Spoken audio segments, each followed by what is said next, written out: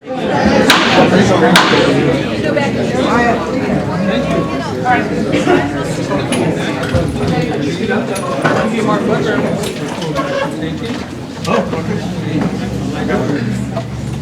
this point in time, I'd like to report that the board heard a search assessment. The board heard a secure assessment report from TTA, and the board has asked Chancellor to develop a recommendation and bring back to the board at a later date. In regards to section 3.02, we received an update from our labor negotiator at this point in time. And that is the end of that reporting. And with that, I'd like to begin a regular board meeting. And I do like to ask on section 5.01 if there is any public comment at this time.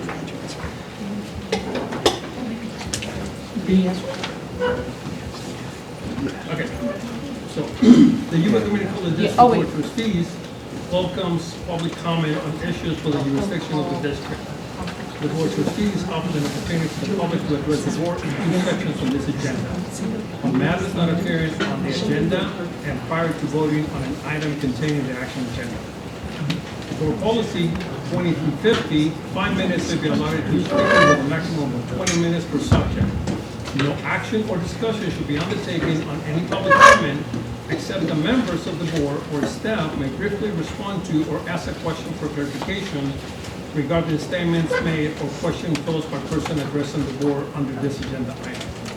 In order to accurately facilitate public comments, members of the public joining virtually are encouraged to use the raise your hand button on the screen when prompted for public comment.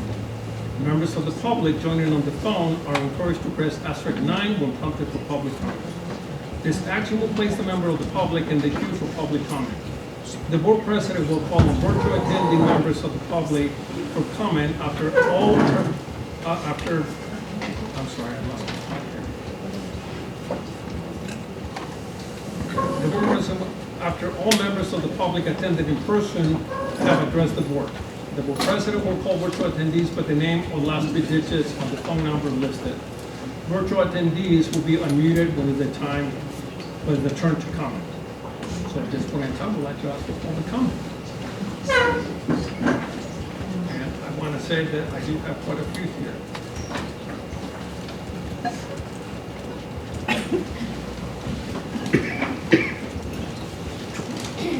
They're still coming. All right. So first, I'd like to call Bruno Sabatier.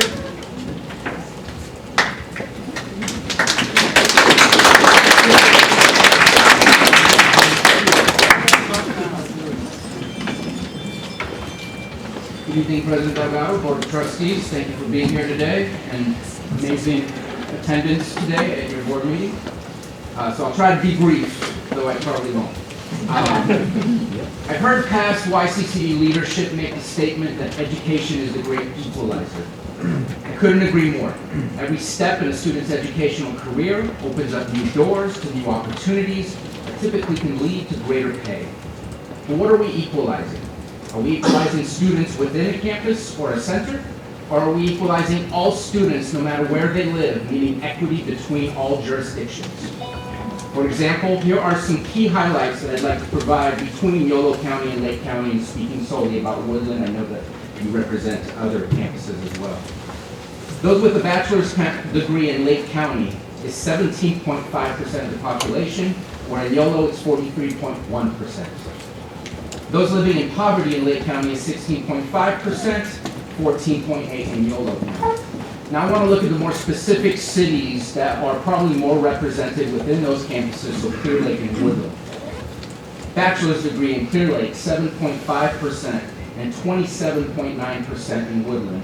And poverty rate is 26.5% in Clearlake and 9.3% in Woodland. I bring these stats up because I feel that these should be looked at from the equity perspective.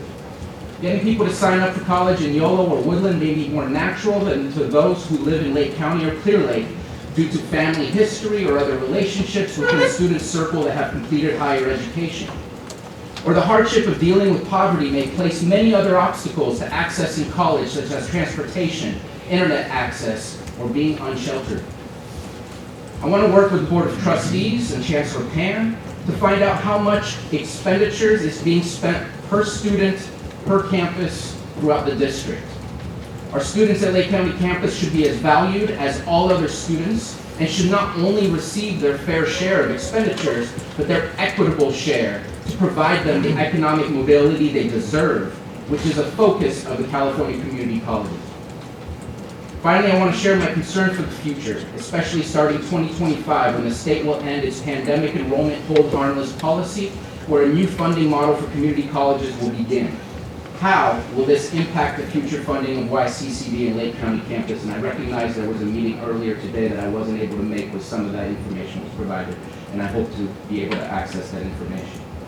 I ask you to keep open lines of communications going into the future so we can work together to best increase our FTEs and obtain the best possible outcomes for our students so we can all benefit from the great service that our community college provides. However, with Director of Operations, Outreach Specialist for Youth, Counselor, and more continuously being redacted from the staff list, we need to figure out how to revive the support systems that help increase enrollment, help create new programs, and provide an appropriate college experience for all of our students. You also need to pay people throughout the district at a dignified wage. You are currently offering a starting wage of $61,000 per year for a tenured counselor for Lake County campus. After 5 years of college needed to qualify for this position, getting $20,000 more than those flipping burgers is just not good enough. The number of interim positions and acting positions and a revolving door of leadership speaks also to the need for this board to review how it pays its staff. We need to retain our instructors, we need to retain our leadership and not start over every so often. Community colleges that work on the backs of adjunct instructors also cannot possibly remain sustainable in the future. We need to review the idea and turning full-time positions into adjunct positions. This cannot continue to work. How can we work with you to change state law, state financing, and more so we can make these changes together, not asking you to do it on your own, so we can provide what Lake County deserves to receive what the best from its community college. No more in Lake County do we say it is what it is, or that it's good enough. Good enough is what's gotten us here and where we are today. We need to raise the standard, set expectations, and hold ourselves, all our local institutions, local government, and education accountable to provide to our communities. I am here. We are all here. We want to see better, and if we do better, you will do better. I'm looking for partnership. I'm looking for leadership. I'm looking for us to serve together in making our communities a better place. Thank you for listening. Mr. Sabatier, if you could very briefly. My name is Bruno Sabatier. I'm the District 2 Supervisor representing the area of Clearlake all the way to Yolo and Colusa County in the County of Lake. Thank you for anticipating half of my question. The other half is specifically what has your connection, your direct connections been to this campus? I am an alumni of Yuba College before this campus became Woodland Community College, and have also been an ex-employee. I used to work here as the student outreach specialist and outreach engagement. I forget the exact name of the position. Thank you. Thank you again for your time. Thank you very much.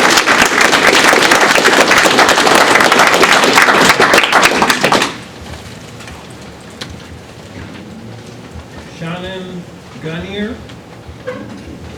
And I'd like to say right up front that if I mispronounce your name or your last name, I do deeply apologize. It's done, you did a good job. Thank you. Good evening, everyone. My name is Shannon Gunnier, and I have been a local Lake County resident for over 30 years and also a local business owner for 20 years. I was an adjunct faculty member here on the Lake County campus for over 10 years, and it was my heart job. It was a place where I got to watch many people with limited opportunities flourish and go on to have fulfilling careers. There is no doubt that they would have not reached this level of success without the education and life skills they acquired as students here on this campus. It was enlightening for me to see how well everyone worked together, helping students in whatever capacity they needed, and the effort that went into meeting that student right where they were at. If a student had a specific problem, faculty and administrators worked together to help that student achieve their specific goals. And if you ever want to see success in action, attend graduation day at Yuba College, Lake County campus. The reason I'm speaking here today is that I have observed the enthusiasm of my friends and teachers embark on a steady decline, even while they still put forth their best efforts at the Lake County campus. It seems to me, and from talking to people, that it's been brought on in part by the lack of the support of the administration of the office of Woodland Community College, who oversees the Lake County campus. Their efforts seem to be marginal at best, and the problem is compounded with their inability and/or reluctance on how to strategize the best way we should be working for our county's interests. There is currently no strategic plan in place, no discussion with our faculty and administrative support, the people that are doing the work, on how we can best navigate together through this changing post-COVID environment. Our staff has been left out of the decision-making process. Our Lake County campus doesn't even have a member on the current curriculum committee. Instead, crucial programs and important staff positions are being eliminated, with little thought on how those decisions might affect our community. When these issues are being broached by our concerned faculty members, they are being met with a condescending and dismissive attitude, which is negatively affecting the campus as a whole. In Lake County, we've always been economically challenged, but we're not whiners, so we work together and rise to the occasion. We're a small community, so we know each other. We shop at the same stores. We go to the same events. The faculty here knows the students and knows what they need because they communicate with them thoughtfully, and because of this can create educational programs that can help them and support our county. It's unfortunate that they don't have support and funding for their hard efforts. My personal wish would be for Woodland Community College administrators to realize that the realignment created by the college back in 2015 has failed abysmally. There are many of us who think the best thing that could happen would be to give Lake County campus back to Lake County with the autonomy to run the college successfully as it did for many years before the realignment. And of course, this would be under the auspices of the community college system. If that is not possible, the next step is to at least come up with a shared strategic plan on how we stop the backslide of attendance, build the morale of the staff, and go back to supporting our community. We could form a committee that meets monthly, just so we don't have to have a big meeting, blah, blah, blah. And we could meet a member from Woodland Community College, but the input would mostly come from our local pool of talent that exists in our local government, businesses, faculty, and the community at large. I've never really understood how Woodland Community College could understand the challenges and opportunities and the issues that we're faced here in Lake County. They're not part of our community. We're not part of yours. I would never think to discuss what would happen, what should happen in Woodland Community College should do, especially without any input from them. In closing, and I know this is all complicated, and I'm not saying I have all the answers, but I do know that successful businesses, to stay alive and grow in the current economic conditions, must realize that customer service and client retention is paramount. I know it sounds like an overused idea, and maybe some people are thinking smugly, but we're not really a business or a college. Well, I would respectfully disagree with them.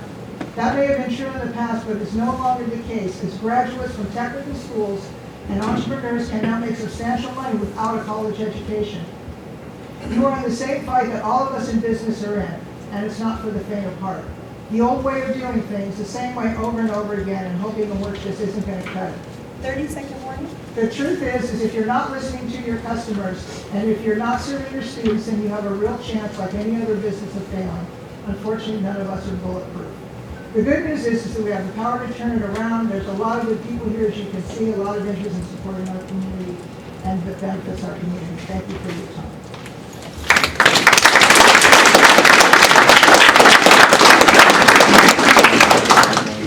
Thank you very much for your comment. Rock, Paul Tomberger, Falkenberg. My apologies. Hey, I've heard it all. I was the principal at one time, so I know every variation of that name.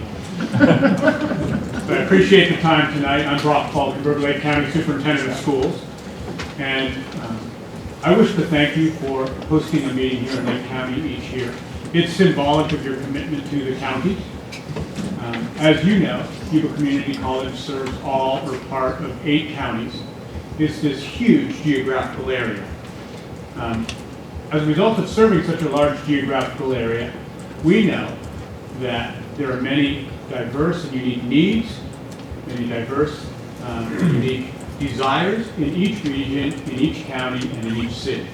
And you guys have to fulfill that responsibility, or at least consider those responsibilities. Clearlake is unique as well. Bruno Sabatier, Supervisor Sabatier, already covered the distinctive characteristics of the number of, or the percentage of our population that hold a bachelor's degree. But I want to add to that.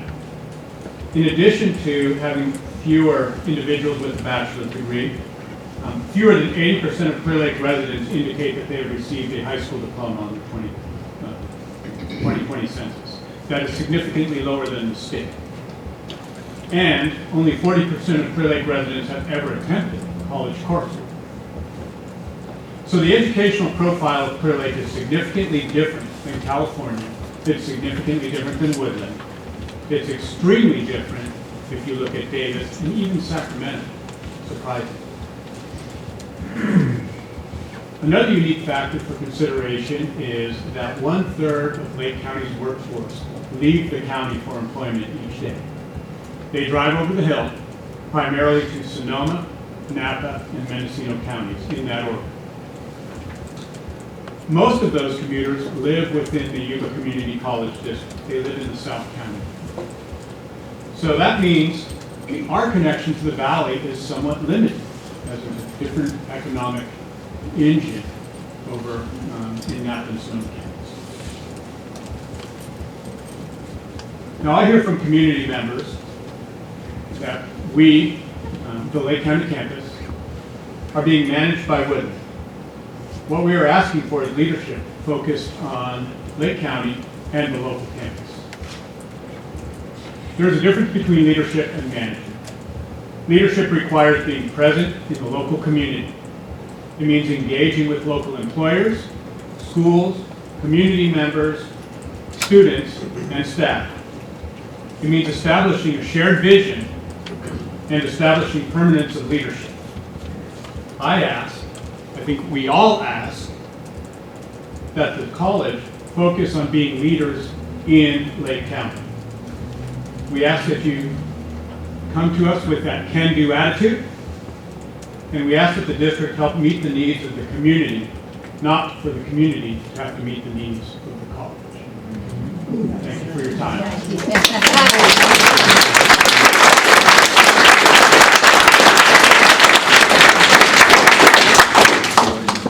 Thank you for this comment. Harry Lyons.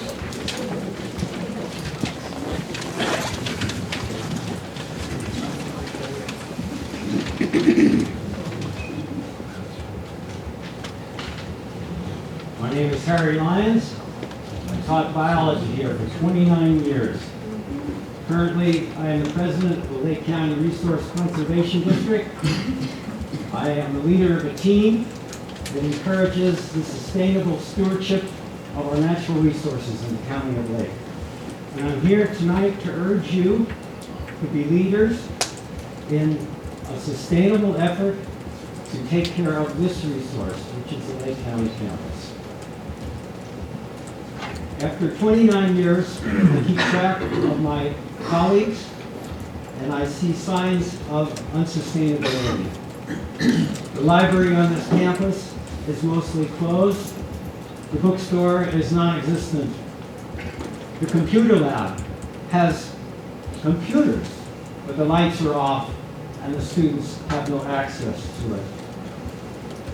This is all part of an effort to recover or to deal with COVID.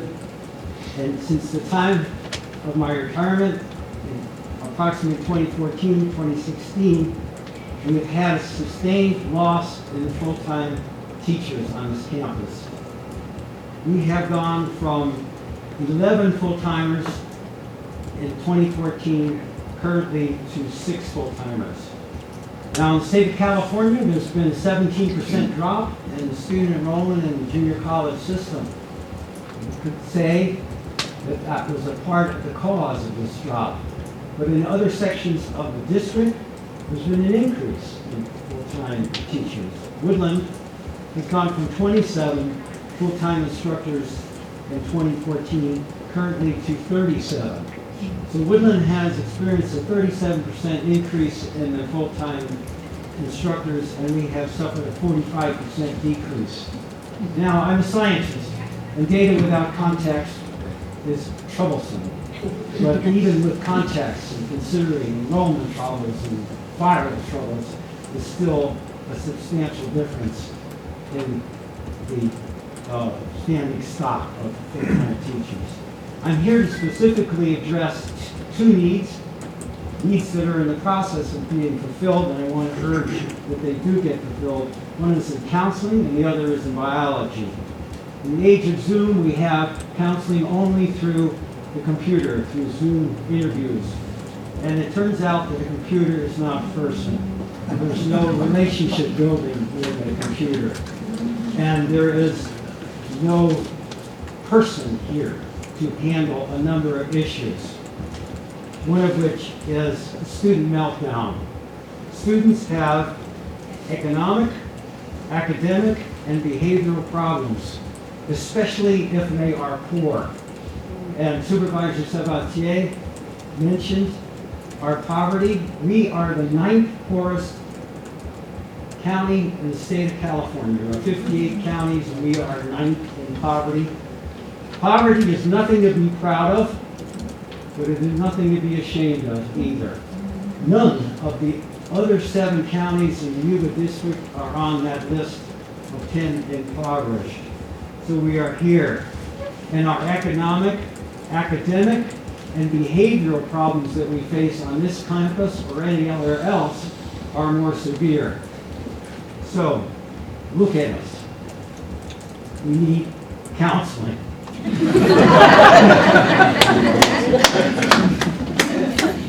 The other aspect that I want to push forward is the process of finding a biology.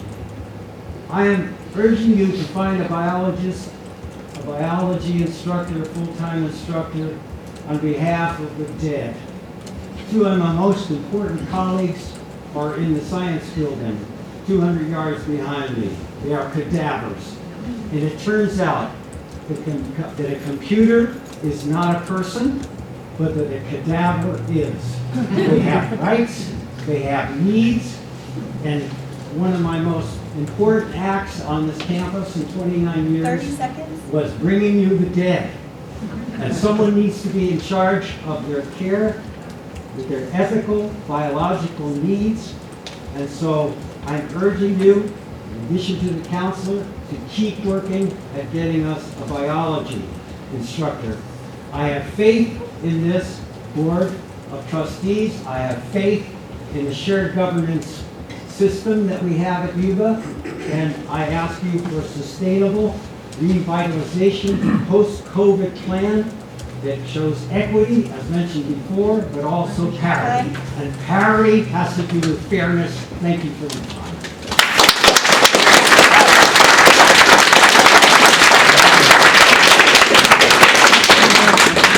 Thank you for those comments. Mary Wilson.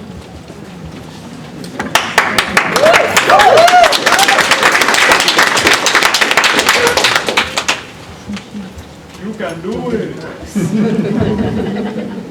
I am speaking for Elaine Robinson, who could not be here tonight, in behalf of the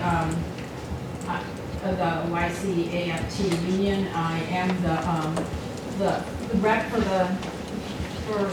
the adjuncts here on campus. So I'm reading this in Elaine's name. My name is Elaine Robinson. I am the grievance officer for the YCAFT and a member of the YCAFT negotiations team. I'm a part-time instructor at both Yuba and Woodland colleges. Board of Trustee members and Chancellor Pan, welcome to Lake County, my home turf. I'm sorry I can't join you in person this evening, but like most part-time instructors, I have another job. I have other obligations with that job that take me away from Lake County this evening. YCAFT understands the necessity of a board of trustees that does not micromanage. However, we do want a board of trustees that is informed from multiple sources and provides oversight for the bargaining process. Today, I am sharing several things with you. The first, a page from the Community College League of California Board and CEO Roles pamphlet. There are 7 tasks for each of you on this page. I'm asking you to reflect if you have done your due diligence and what have you done to engage in these tasks. In particular, do you ask the CEO to provide options and analysis of negotiating positions and their implications? Provide clear direction to the CEO, including parameters for negotiations. Set and adhere to positive bargaining practices. Stay on the high road. 4, YCAFT, do you know what the issues are at our bargaining table? Do you remember what is in the sunshine letters for both sides of the table? Do you know what progress has and has not been made? Do you know why it appears that the part-time union negotiations are continually being upstaged by other considerations? As you reflect, if this is not what you have been doing, how can you fulfill your duties and make it happen? I have passed around copies of both the sunshine letters as memory refreshers. One of the discussion points is healthcare, which you have heard about from YCAFT numerous times. 14 college districts in California are now taking advantage of AB 190. Most of them are the largest districts. Yet they are using little over 10% of the ongoing allocated funds. They are not giant districts. Gallivan Community College in Gilroy is just signed on. This is your chance to provide much needed health care to your largest and most important employee group at no cost for the insurance to the district. YCFT has put a lot of time and effort to finding a suitable insurance broker for the district. We now have a viable plan. The next sticking point is reallocating the funds set aside for the district's costly and ineffective health care reimbursement proposals. As you may have gathered from earlier board presentations, we are at the financial discussion stage of negotiations. At this point, YCAFT has put a financial proposal on the table that meets the spending package of the district financial package, yet there is still no movement. I have attached a chart outlining the proposals from both sides in a global, not detailed format. If you have any questions, you can ask your district bargaining team or contact any one of us on the YCAFT negotiations team, and we'd be happy to chat with you. And their names and numbers and email addresses are listed on the letter. Thank you.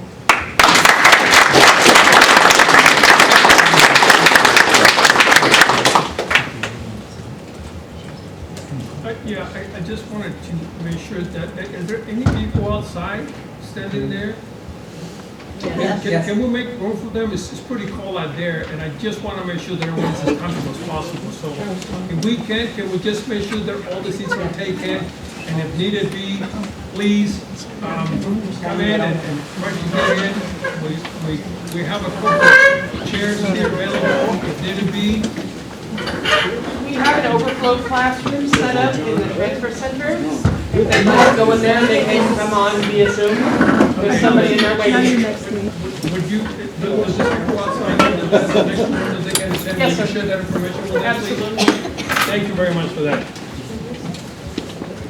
Eric Lee.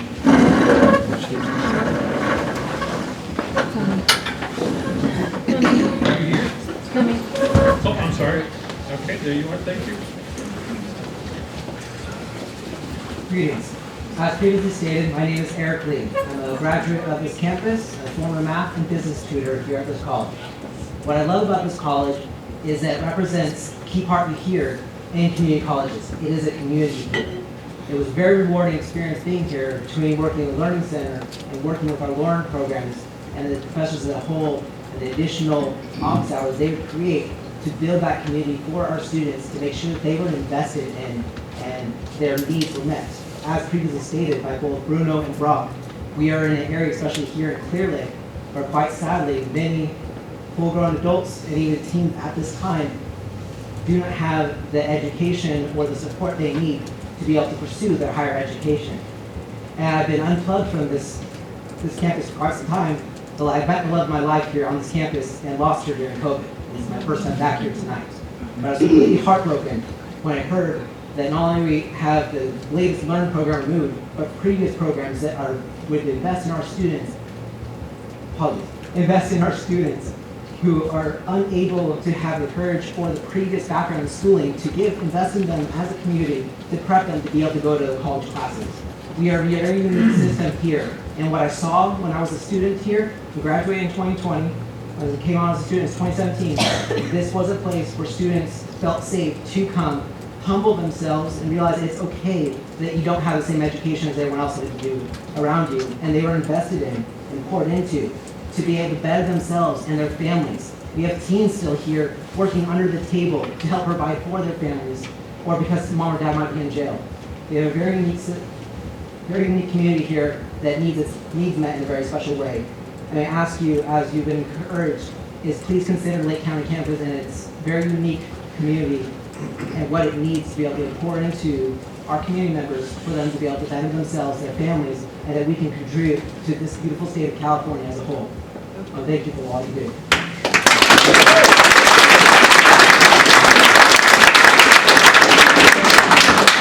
Eddie Alexander.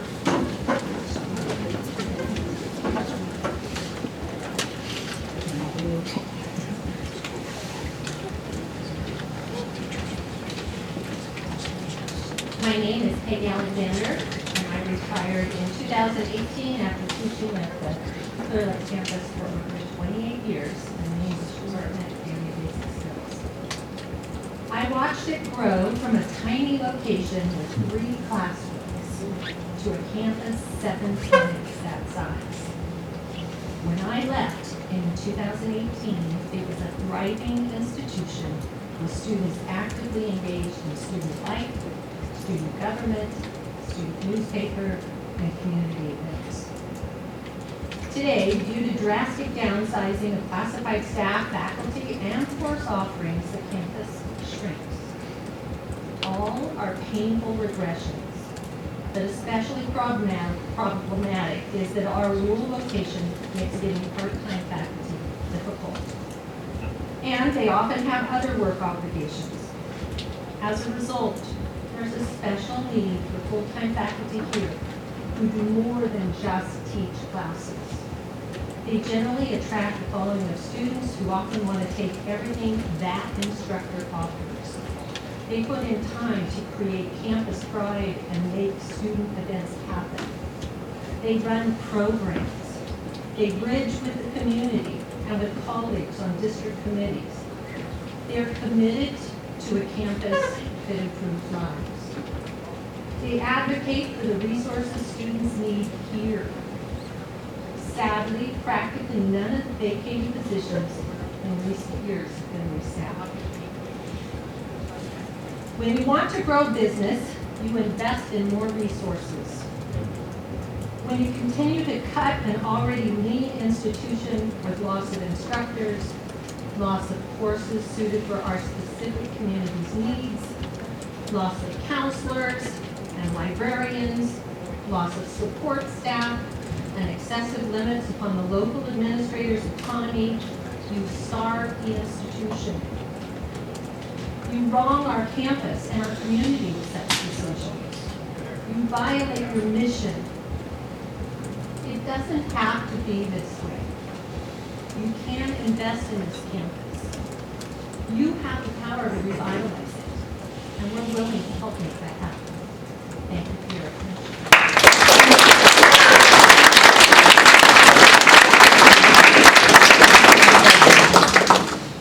Thank you for those comments. George Ladin.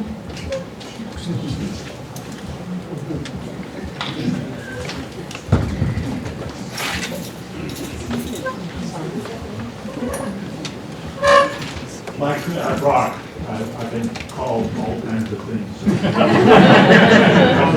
My name is Derek Slotin, and I'm a member of the City Council of the City of Clearlake, and a member of the Yuba Community College District Foundation.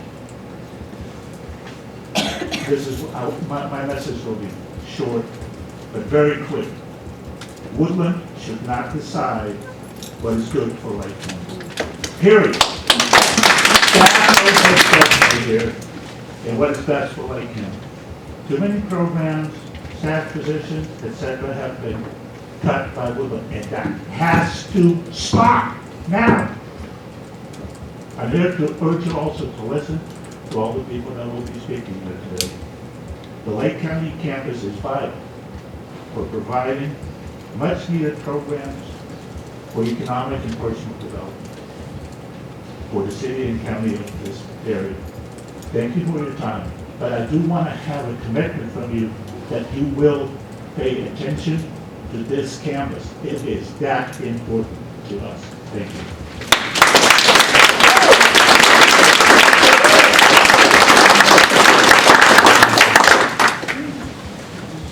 Okay, so I'd like to make an announcement then.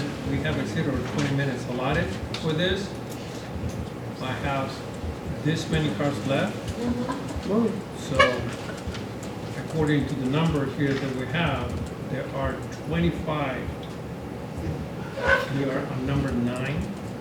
So I do want you to make sure that if there's the same issue, that you please consider when I call your name, if that issue has been addressed.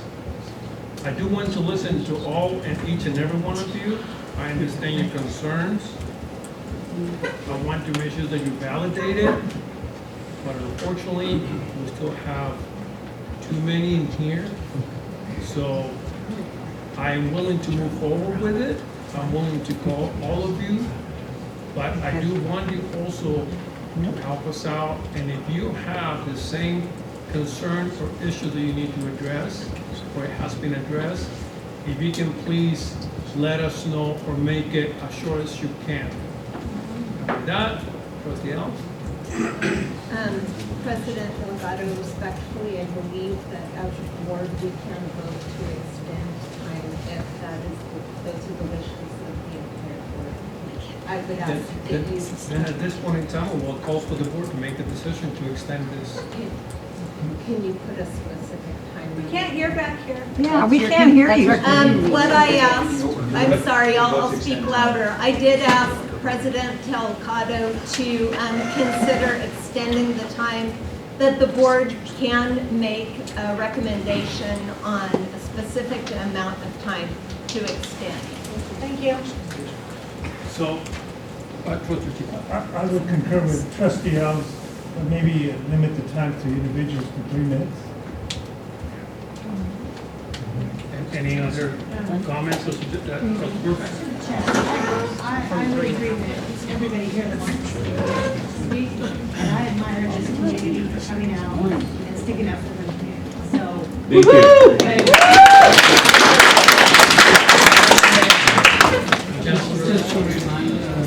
What she said.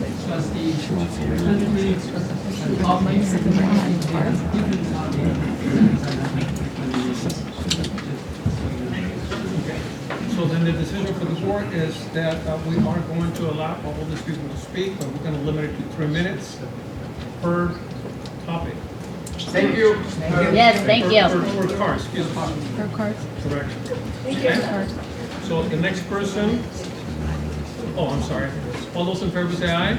Aye. Thank you, board. Laura, Dean.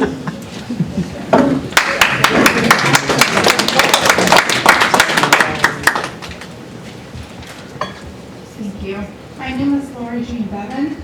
I am a transfer student from a much larger community college in another state. And when I moved to this community, I had a choice between Mendocino College, which was a very tiny campus in Lake County, in Lakeport, or I had this campus. And when I looked at the different variables, I realized that this was the place to come to. I had a wonderful, excellent counselor that processed me through my first year. I ended up being the commencement speaker for 2019 graduation. And I came back and completed a total of 6 degrees here on this campus in person. I have also worked in the Student Success Center, which is where I would like to focus my comments on.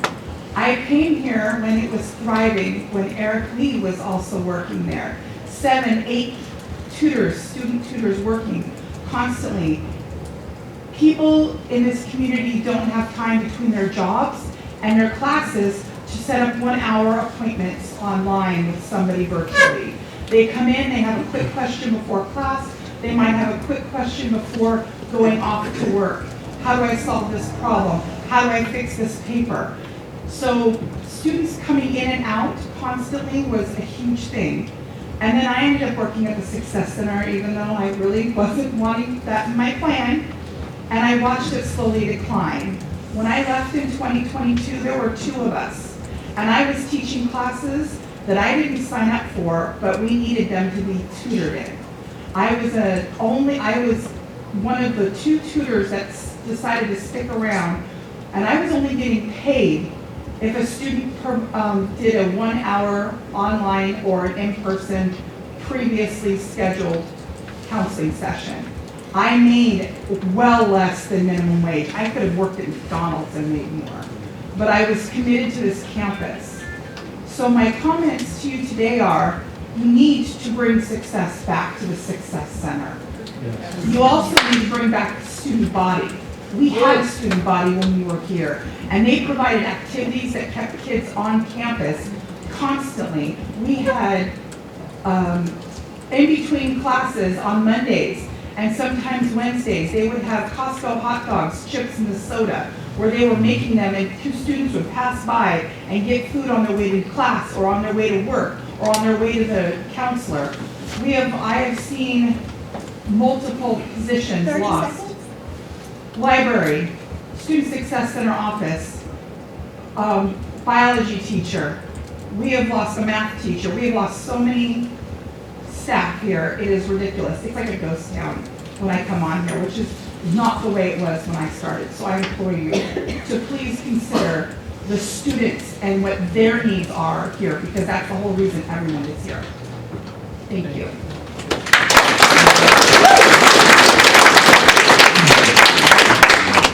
Rob Rio.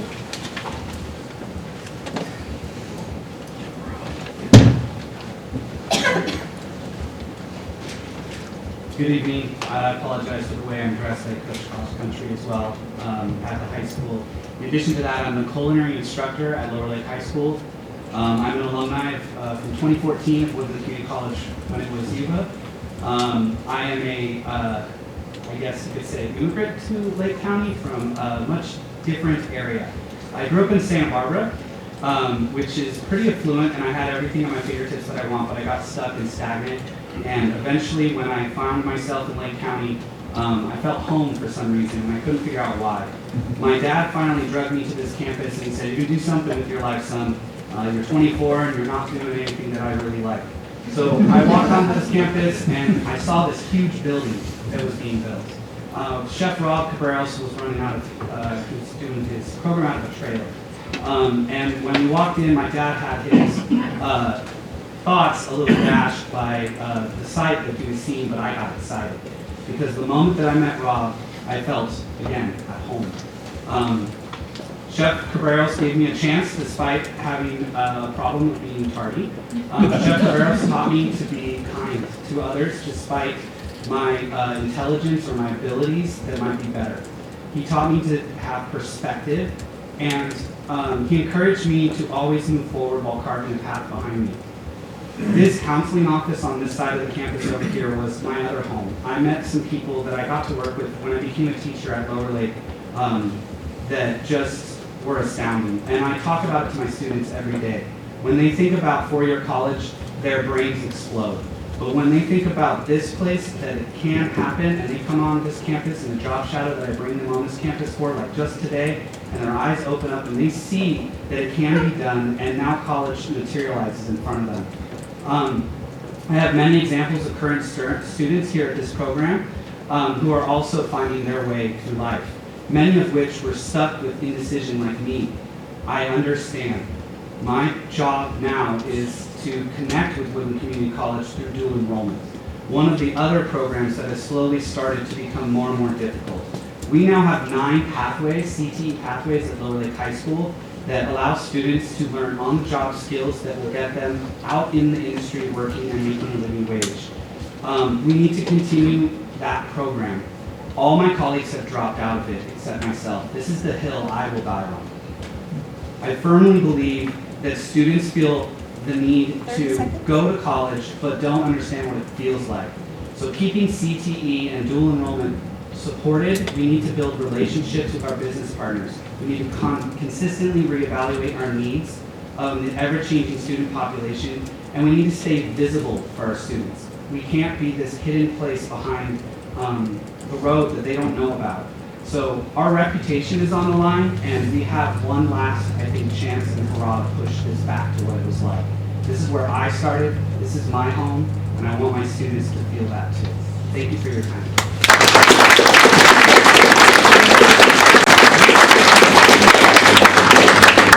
Thank you for those comments. Rachel Mendocini. Woo, Rachel.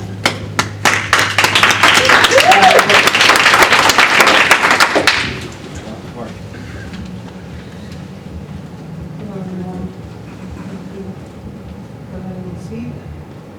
So there's quite a few things on the agenda that I would like to discuss, but I only have 35 minutes, so I'm going to try to keep it as brief as I can. I've been a student here for a while now, since 2017, and I've seen many of the changes and challenges that this college has endured. I'm sorry, I'm just getting from the fires to the remedial classes being cut, not only here, but all across California, and COVID. I'm not only a student, but I'm also a student worker. Being an older woman, I started college later, and I think that we need to reconsider the learn program. Fortunately, I went to an adult school where I was able to refresh on some of my academics before attending here. With that being said, a lot of my friends and peers that attended here that have already graduated and moved on to transfer and whatnot, they have utilized the Learn program. So they're able to get the extra support and the help with their academics before moving on. What do you intend to do about replacing the Learn program?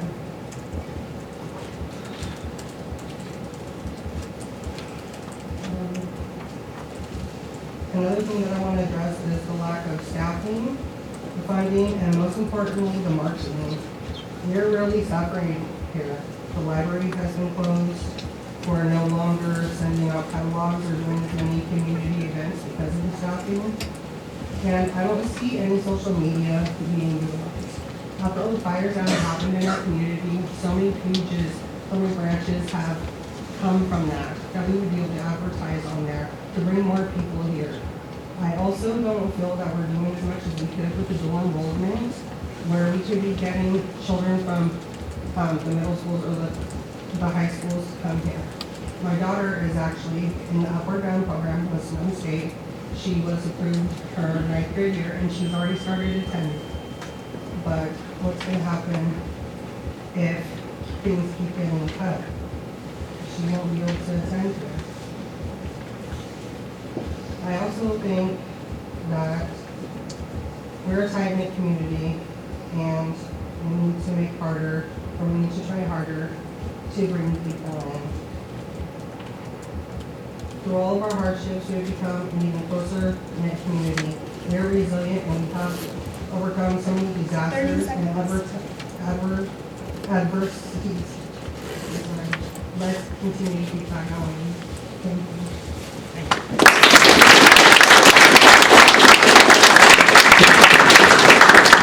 Kim Cole.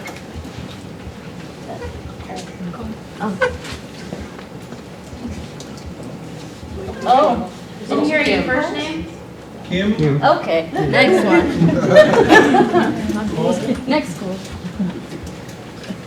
Kim Cole, good evening, I'll make it short.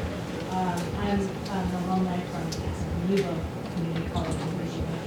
And I just want to say that this institution is super important to this community. I've been in Lake County for over 30 years.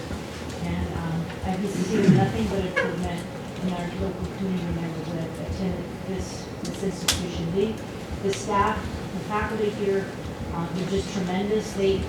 I say this, and I mean it wholeheartedly, they will not let you fail. They will not let you fail.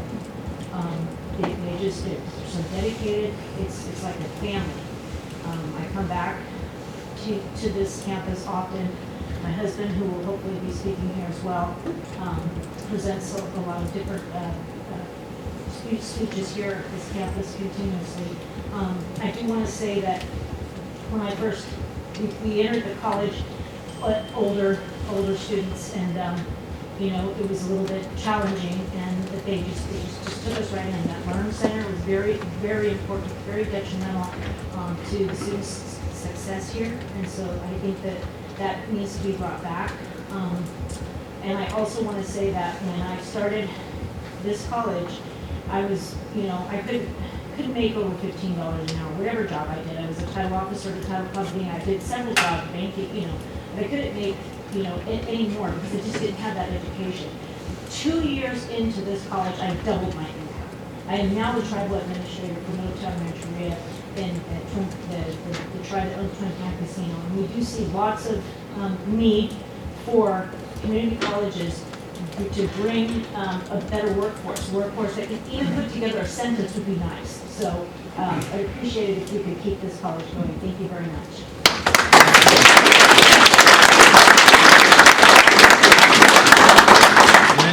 Cole?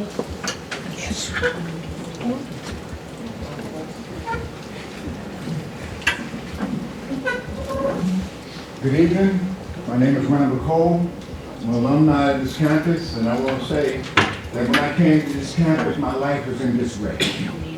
This campus allowed me to put my life together through the Learning Center. That's where it all started. And the staff here embraced me, and they didn't let me fail. They had confidence in me when I didn't have confidence in myself. So they created the monster that you see here today. So what I'm going to say is that this campus is an artery to our community. I'm a substance abuse counselor, I'm a motivational speaker, I'm on the radio, and a lot of people come to my office. A lot of people, like Randall, when I first came to the campus. And they come to my office seeking help. If we cut the funding from this campus, it's just like taking a runway from an airplane. We can't take off. You go to all the businesses in this county, and these people have come through this campus. You go to the hospital, they come to this campus. You go to the board, they come to the campus. You go to the stores and the department stores, and we, from this campus, have shown people how to lead a productive life and become taxpayers. I know this for a fact because I'm a recipient of that. And now, I'm a motivational speaker. I do a class up in 150 on behalf of probation. I have my own nonprofit, the Coltrane Transformation Station, and I'm an advocate for this campus. If the board could put the energy that I put in to get the people to come to the campus, we would do a lot better. I've been here, boots to the ground. I'm a guy that's boots to the ground. I've been here, I've seen the pain, and I've seen the transformation that this campus has done. So I'm asking you, take that in consideration. If you do any cuts, you're cutting off the lifeline to this county, because this campus provides a lot of employment for this county. And I've been coming back here. I left here in 2015, I come back every year. That's my commitment to the campus. I have students in my class are always pointing to Mary or Kim to help them change their life, because this is the place where it starts. Please, please, hear our community. Look at this room. It's concerned. We care about our campus. 30 seconds. We care about our campus, we care about our community, and we care about our education. So please, don't cut. Lift us up. Thank you very much.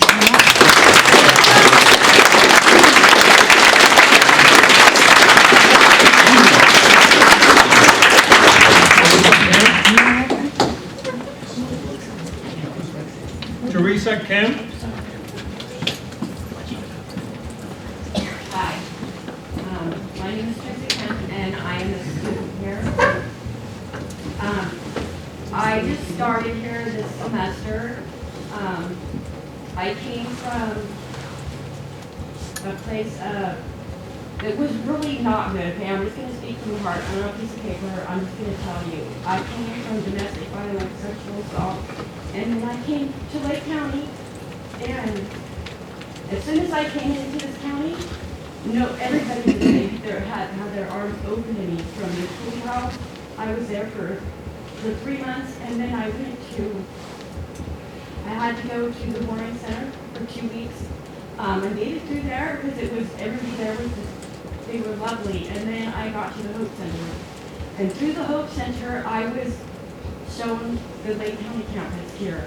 And this campus has helped save my life. As soon as I came in the doors, the people that worked here, Natasha, Cornette, Danielle, Tracy, Mary, everybody here, just they opened their arms to me, and they showed me what I needed to do, because I had no idea, I didn't know what I was doing, but they showed me love and care, and gave me hope that I could get through, because I never had the chance to do. I came from a poor family too, so it's like, I didn't know what I didn't know until I knew it. And once I got here and they showed me the way, they have empowered me so much to become a better person, to show people that they can do it too. And so I have just recently been voted in as the chairperson for a lived experience for the Lake County Continuum of Care. I have just recently been asked to go in and work for Adventist Health at the Hope Center where I was from. But I couldn't have done any of that had I not started school here and and in the social science department, which they don't have. I have to do it online, which is fine. I appreciate that also. But to have in-person classes, because if I don't think that I could have done my English class had I not had it in person, because I had no idea what to do. I needed that in-person, face-to-face with me. That's where I was. And I know that there's a lot of students that are here, even if not as old as me, that need that. So I think it's really important that we have more in-person classes, and that, and have more, we just need more. Because there's more people like that out there, like me. They're either old, young, doesn't matter. There's numerous people like me. Of course, I'm going to be a walking billboard when I go and start working at the Hope Center to let people know there that they have a place to go. But is there going to be a place? And I thank you for letting me speak.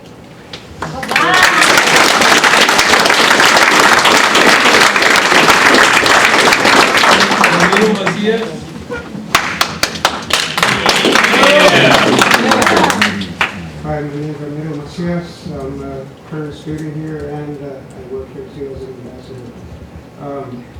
There's a couple things that concern me. Well, first of all, let me tell you briefly about my life.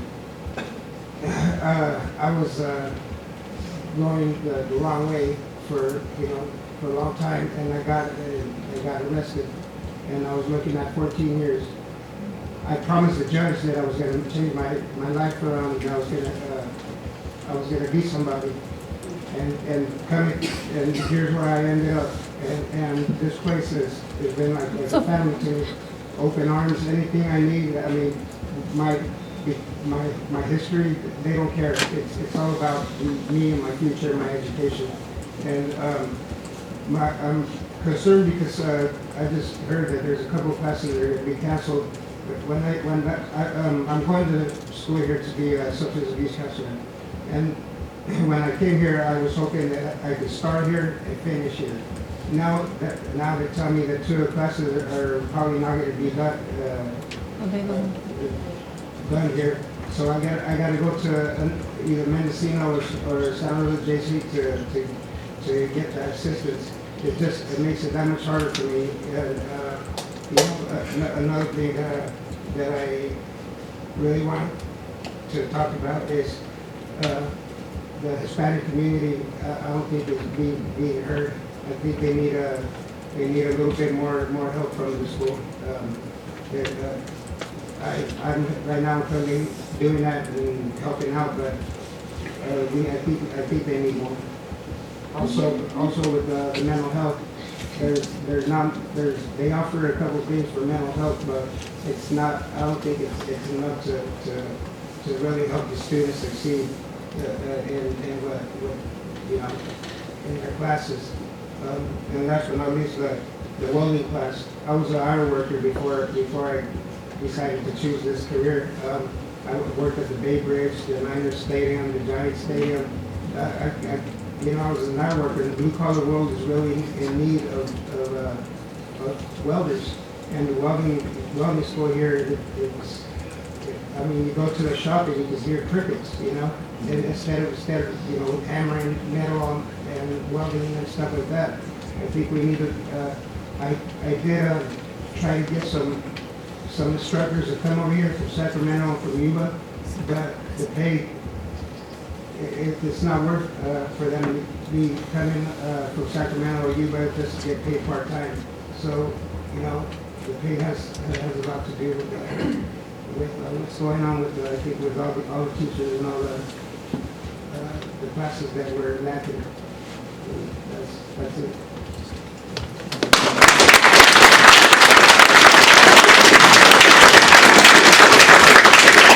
Andrea Rodriguez.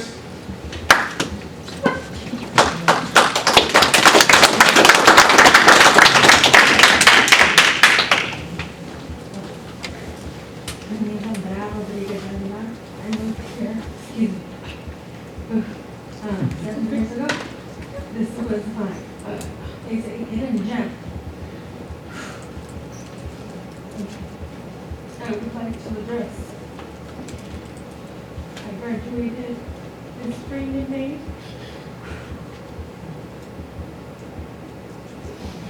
Tears of joy and pain.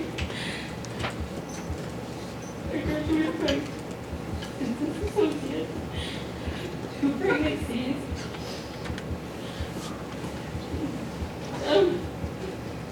During this, I promise you it's joy. I would like to address, the working of the students, to be introduced to this is wonderful place, I really would like them to be brought here, and they could, improve their education and get more credits, and, have the enrichment of the professors that are here, because I was always down, and I was a research student, I think my struggles were never addressed because I am a child of, I'm Mexican, and I was swept up under the rug, grew up in foster system, and I have overcome a lot, it's just, I've always been, she is a woman, a child of color, and I know that a lot of our children, Hispanic children, colored children, have been ignored, and I am living it because I have a child who is biracial, and I have to show him and them that everything and anything is possible, and I really would like our children to have their education and get the enrichment of both worlds, and the professors here are so encouraging that communication is key all the time, and I scream it to my kids. 30 seconds. And we just need to just enrich everything that is here in Lake County, because here, they even say if you dig for gold, you'll find it. So this is, just don't forget about this, because it's really it. Thank you. Sorry.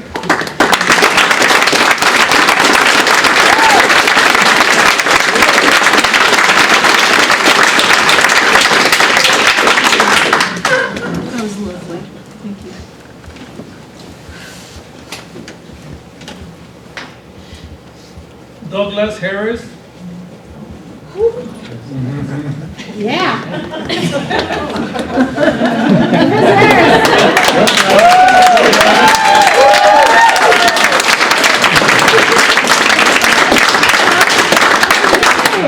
Juan, you look confused. I'd like to thank the board for spending time for this important discussion. I just slipped past 50 years as a resident of this community, and 23 of those years I was on the faculty of this college. I've tried to eliminate those things where I simply repeat prior concerns. But quite honestly, my observation is that this campus has been subject to an administration by attrition more than anything else from the Woodland administration through a process that started roughly around 2016 and has been gathering speed ever since. We had a history, historically we had 2 counselors on this campus, and so we will almost certainly for a period of at least a year have had 0 counselors on this campus. The position of campus operations director was eliminated and or combined with the dean position.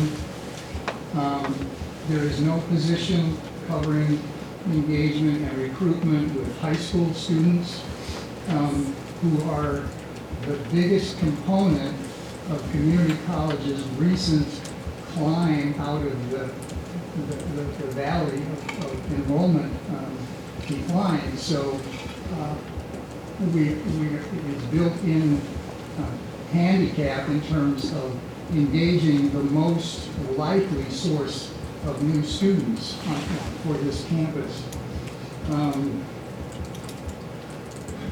I'd like to mention the campus sign again. I know I have made myself a little more than annoying on previous occasions about the sign. It's working again today. I appreciate the Chancellor for paying attention to that issue. I don't see Director Willis here tonight. I appreciate his attention to that recently. Fact is that sign has not worked reliably. I hope it does start working reliably. The sign has both tangible and very important symbolic importance in terms of the value of this campus to the Yuba Community College District as a whole.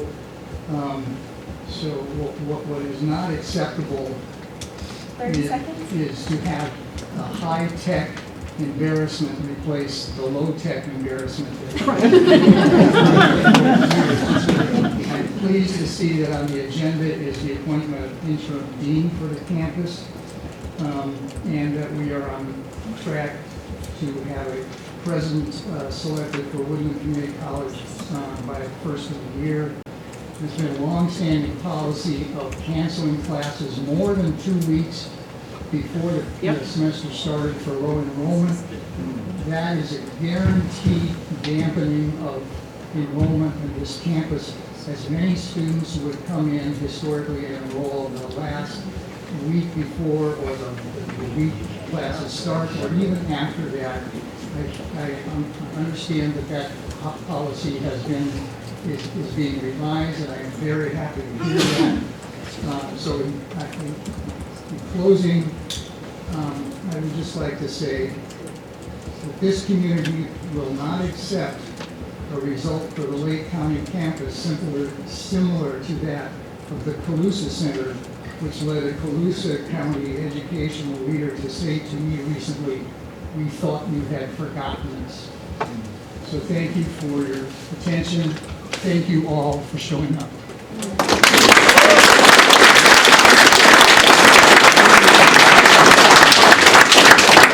Thank you for your comments. Amy Landrum.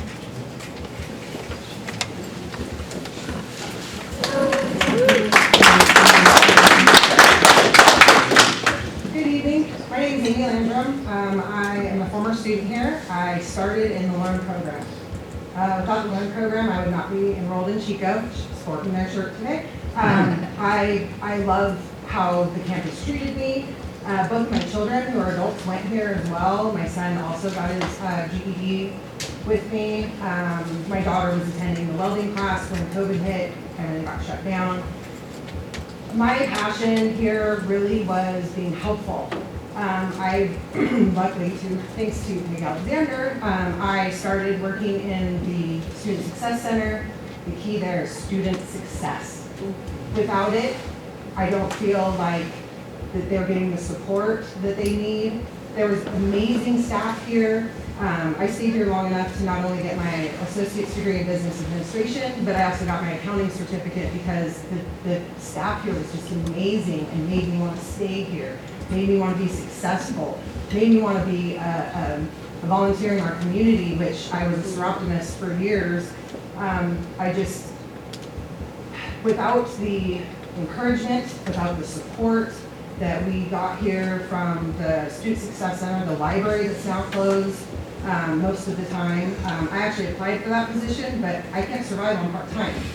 So I had to decline the position that I just interviewed for, I believe, last week, because I can't survive on part-time, and I can't get another job that would be able to split those hours. I actually work at a local business that helps dependent adults in our community.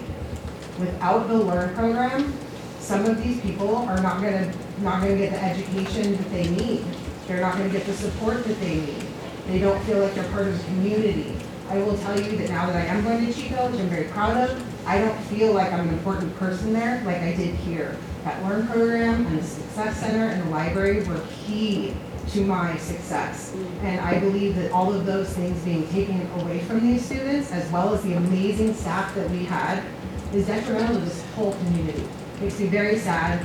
Try not to be upset, but I'm trying to let you guys know that this is something that we really all need to address in some way. I know solutions don't come overnight, but you guys really need to see that this is the most important thing. This college is huge in this community, just huge. And I just appreciate you guys being here, listening to us, and I've learned a lot today. I've learned stuff that I didn't know, and I hope that you guys are learning a lot too. Thank you very much for your time.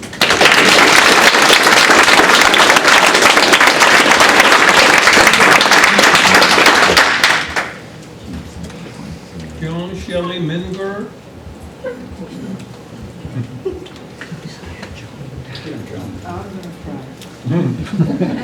Watching us, sorry, I've got a little disability. Joan Shelley, and I'm married to an Italian Mingori.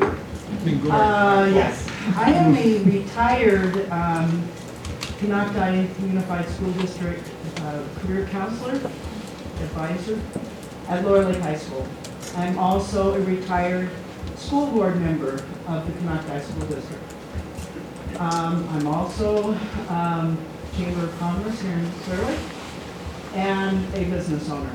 And so I want to, first off, before I get angry, because I would tell you, I was probably totally against going from Yuba to Woodland College. But I was assured that this campus would not suffer. But I would tell you, it has suffered terribly since you guys took over. We used to have great career pathway programs, most of them gone. I can tell you, because I was a student here at times, where you couldn't get in a class because they were full. I can tell you when you had student outreach, and I would bring kids over here twice a year. When we had our classes over here, and so many of our kids were excited to know they could take joint classes both at the same time as high school classes. You have really destroyed a lot of that. It's not just COVID. It's the lack of concern for this county. So before I go on, because you've heard all this, I want you to do something. Whether you do it or not, think about it. As when I was helping kids get their financial aid, I used to do it at the high school, and then one time Pam said we had so many kids at the high school, bring them all over here. And we used 3 or 4 different rooms doing financial aid programs and working with the counselors to to get kids enrolled. So we got it all done at the same time. And that all went away with the student outreach programs. So, right now, when you heard the statistics and the number of kids whose parents did not go to high school, one of the statistics you didn't hear is how many kids probably live, and close your eyes for a second. Now I'm serious. You're living in a single-wide mobile home in a mobile home park with a family with 5 kids and there's only 3 bedrooms. Where in the world are you going to do your college schoolwork?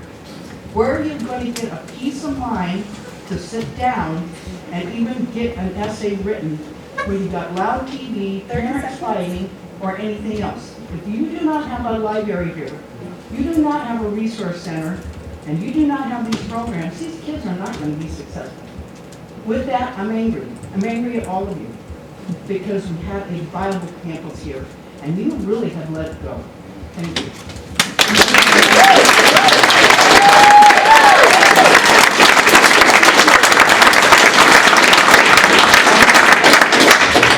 Meredith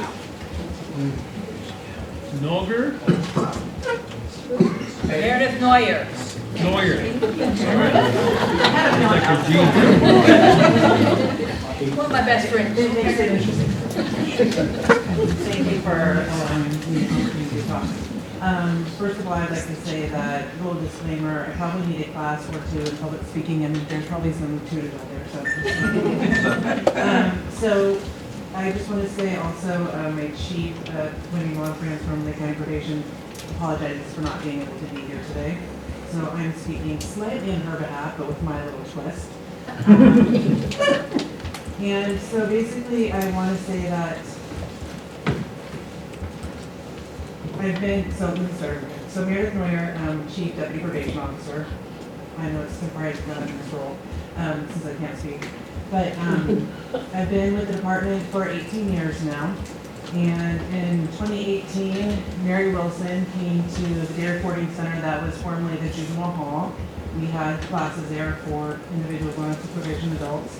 And she said, we have this learn program at the college, let me bring it to what you're doing. So she would come to the day reporting center, she would meet with individuals on supervision, and she would try to share, this is what you can do, this is what opportunities you have. And I know it's children's time, so we had individuals enroll in that. I won't go into great detail, but they were successful. The hall is not an uplifting environment. We would have individuals come through and be like, oh, I know that cell, and I know that cell, and I would think, oh my gosh, this is not the message I want to share. This is not uplifting at all, right? It's a little discouraging.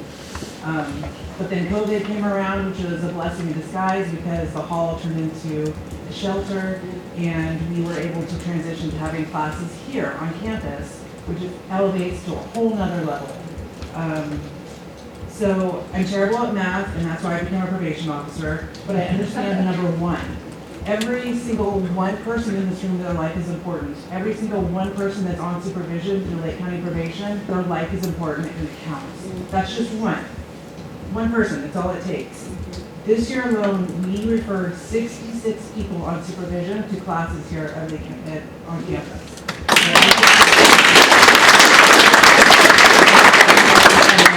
They are amazing. Mary and Randall, absolutely just, they're the heart of this world. So anyway, so also in October, on October 6th, we had 40 agencies from within Lake County community come on this campus and offer their support, from Lake County Behavioral Health, from LCOE, from Lake County Resource Center. I mean, I could go on and on. 40 is a lot right now. We had 100 people that were just as involved come on this campus and learn that they could make changes. They could hear opportunities that they had. They felt support and they felt hope from 40 agencies within this county came together here to support people that would have not maybe otherwise felt that support and encouragement. I just can't say enough for that, and that's all I have to say.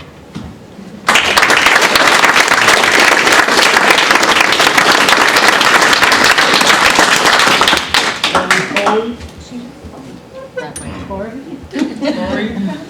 Corey. Hey, Corey. All right, public speaking is on the thing I did in class.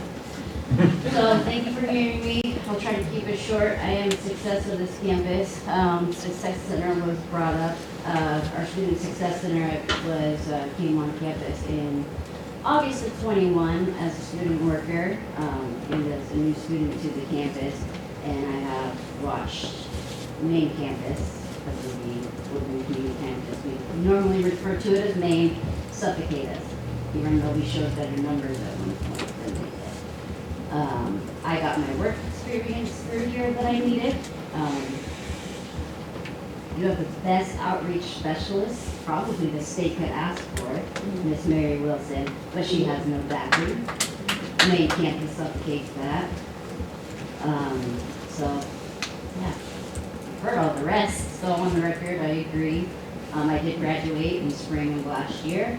I now work for Lake County Department of Social Services full-time, and I am still a student on this campus, and I plan on moving forward either in 24 or 25 to Chico State for social work, and I couldn't have done it without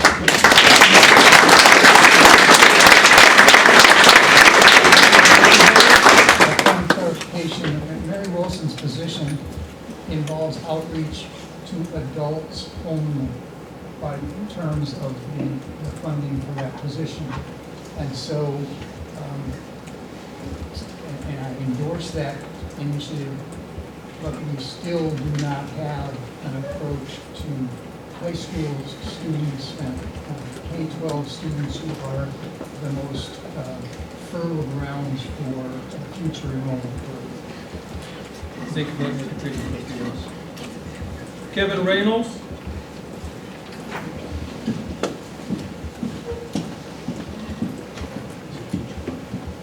Good afternoon, everyone, or evening. My name is Kevin Reynolds. I'm the Vice President of Operations at Reynolds Systems. Believe it or not, Lake County has its aerospace and defense field up here. We employ over 100 people from this county currently, all of which live within Lake County. One of the hardest parts of being in this county as a small business is recruiting folks with education or any background, regardless if they have to have a college degree, high school degree, anything. Those are the kind of people we recruit in around here. I can tell you it is extremely difficult trying to find folks in this county. And we have multiple employees that have gone to school here, gotten their GEDs here, all their credentials, and we are thrilled to have it, and they are great employees at our business. We also recruit from all over Northern California and trying to bring folks in to our company. Today, I'm asking y'all to continue supporting this campus because our business can't run without the folks that are here. It's extremely important for us. And we like to give back to our community as much as we can with these people. With that being said, it's a very cohesive type of thing, right? To keep our staff happy. There are so many folks that go to this campus that work in different culinary things, do all these different services within our county that make our employees want to stay here. Without any of those things, they're going to leave us. So I just ask you all to really consider this. This is a very big thing for us here. In order for our business to operate, we need folks with degrees. We need folks with some sort of educational background. I've got multiple people here right now, not in this room, who are going to classes here. I saw them a few days ago going out. So I just want you guys to know as a business member of our community and one of those folks that it's very important for a business to stay alive here with education. Thank you.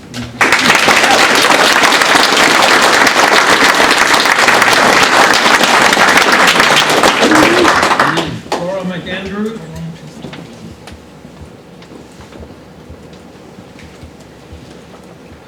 Good evening, Board of Trustees. My name is Laura McAndrew Samuel. I am the CEO of the Lake County Chamber of Commerce. And I come to you in twofold. First of all, with the understanding and deep respect that this institution has in Lake County deep-seated in helping train our workforce, which then drives our economy in Lake County, is so, so important. I also come to you as a once prospective adjunct faculty member. I tried really hard to get hired here. I hold a master's degree in business administration. I was courted by Dr. Lee and then later by Dean Larson.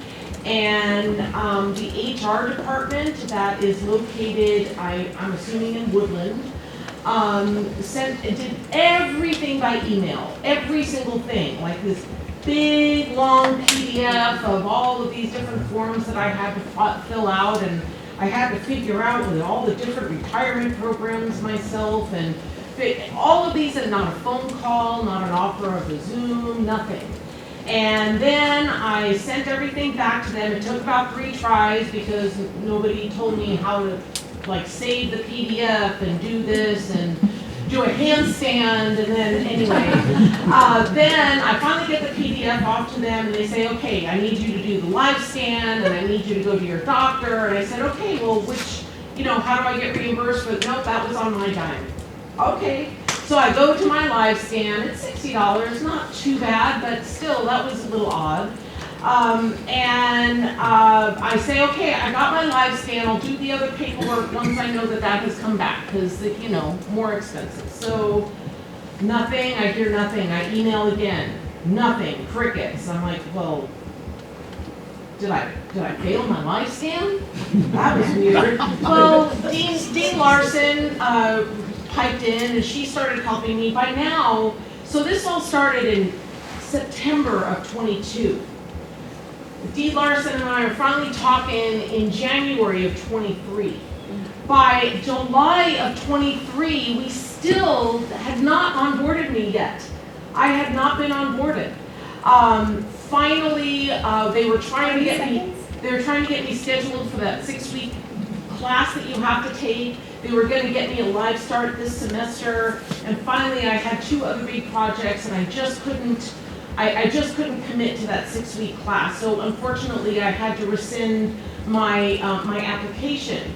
But that said, I'm a local person. I wanted to help my local economy. I live up in Lakeport, so I wanted to come down here and help our South County neighbors. And boy, so thank you. That was my story. Thank you. Thank you.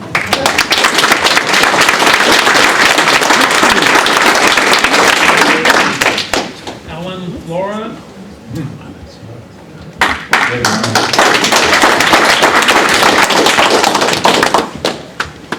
Good evening, President Delgado and trustees.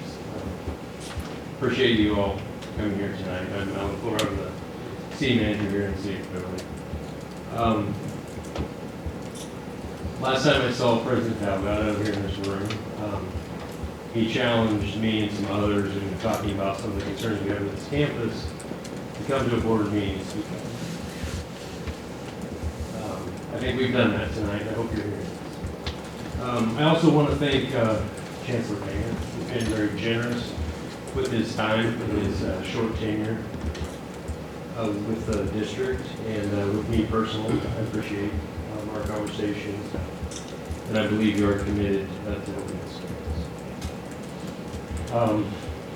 I also wanted to thank you. You voted some months back to allow the city of Clearlake to rent building 402 over here on campus, our city administrative offices, while we're renovating City Hall. But it's been interesting being over here every day and learning a little bit more about what's been going on and how things operate. It hasn't put my mind at ease. It's made me more concerned. In fact, a number of conversations with former Chair Larson, she told me a couple of times, it's very sad that the city of Clearlake seems to support this campus more than the leadership that I have that I'm working with. And I did want to point out that you heard from Councilmember Slutin earlier, Councilmember Russ Kramer, Mayor Russ Purdock, and Police Chief Tim Hobbs are all here tonight showing support for the city, so I hope you appreciate it. We've heard a lot of things, and I don't need to go into those, but I think what we're seeing, why there's all this concern, is this campus has been squeezed every corner of the city. And, the only result that you can expect from that continual squeezing is the concerns that you're hearing. There's no way that this campus can be providing the services that are needed here with that squeeze. There's an enormous need. You've heard some great examples of lives turned around. This campus has changed many lives. And you know, that work is not finished in this community. There's a tremendous amount of need here. 30 seconds. I think it boils down, from my perspective, you really have two options. You either change course and invest in this campus, or be honest with us that you're going to squeeze it to death, and let's find another solution. Because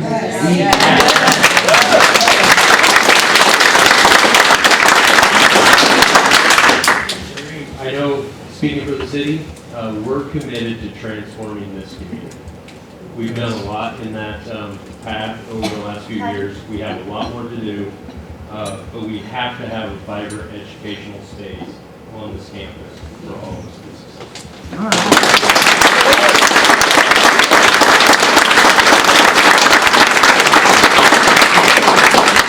And Robbie.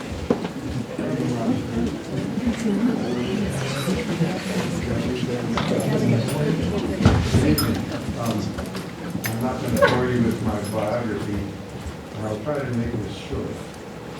I'm a lifelong resident of Lake County. I've been involved in my community in various capacities over the years. I've even been an instructor here. I started the computer classes here. But, and that was before you had a lab. You had the classes at the high school. But, what I want to say is that I hope you got a fresh impression of what's going on around here, because this college is super important to our community, and it's dying, and we can't let that happen. This is a great community. I love it here. I could have lived anywhere I wanted to, and I decided to come back after I graduated. I went to Cal Berkeley to make my life here. The thing is, we are a great resource, and we will support the college, and we will make it succeed, but we can't do it without you being on board with making it succeed too. Like City Manager Flores said, if you're just going to let us slowly die on the vine, just be straight up and tell us, and then we can start figuring out what to do about it. But we don't want, I mean, personally, I would rather you guys say, okay, you guys are cool. We've been neglecting you. We're going to start putting some resources in here. In fact, the first thing you need is a PA system. Anyway, I think you get my point. We can't let this community go without having a viable, sustainable, successful community college. And we're at a tipping point, and it's up to you guys to decide which way we go. Thank you.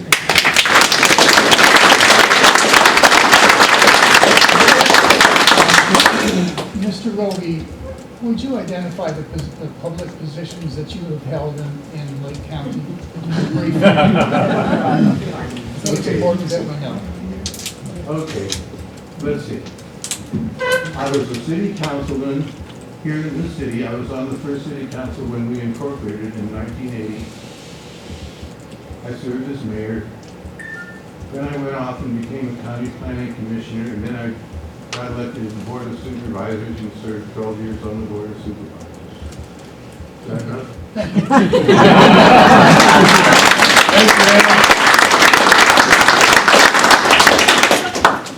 Derek Fiddler. I think that's me.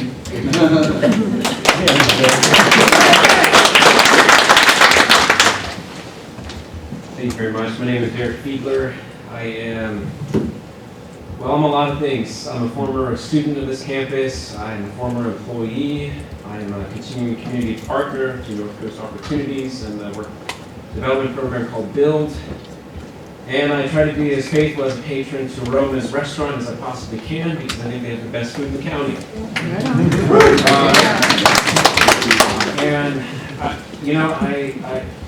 I think all of us in here really care about Clearlake. We care about Lake County.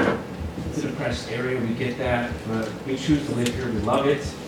It is it faces a lot of challenges. One of them is generational welfare. I can say that because I was born and raised here. I grew up underneath the oak trees just a few miles south of here. And we have a heart for seeing this place get better and healthier. And we believe that this campus has been historically an incredible, vital part of that vision to see this place succeed and get healthier. My grandpa and his sons took career classes here. My mom brought me as a kid here to evening classes, improve her computer skills. I came here, God, I wish I came here earlier. I went to Santa Rosa Junior College. They knew me by a number, one of 36,000 students there. That's half the population of Lake County. I came here and they knew me by name. And I transferred to Davis. I decided to come back here because, again, 36,000 students there, just one large sea. And so I'm proud to live here. I just had my third child 2 weeks ago. And I want to continue this generational legacy of learners. I want to continue that. This campus in so many ways has been embedded into my family. And I want that to continue. I want my children, I want my Abigail to have more opportunities here, not less. I want her to have more classes, more opportunities to select from, not less. I want there to be more support, more library hours, more counselors, not less. What this place needs is strong local leadership that has a pulse and a vision, a shared vision for this place. And we need you to invest in that leadership. And please, by all means, be honest. If you're not willing to make that investment, then maybe consider negotiating with another jurisdiction that is, and just letting go of Lake County. Right now, we're split in half. I work with that on a daily basis. Thank you. My workforce development crew, we have to go all the way to Lakeport because Mendocino College has the construction courses that they can take. It would take 3 years or more to get those here. What we need is leadership that is willing to lead and investment. I want to see this place have vibrant, relevant, quality education here that fits the needs of the community. And truthfully, if you're not willing to, maybe consider giving up the jurisdiction to Mendocino College. Thank you.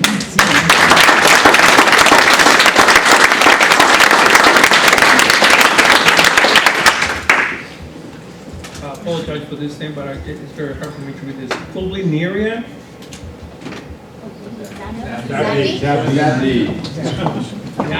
Yes. I'm sorry. Apparently everyone knows my name.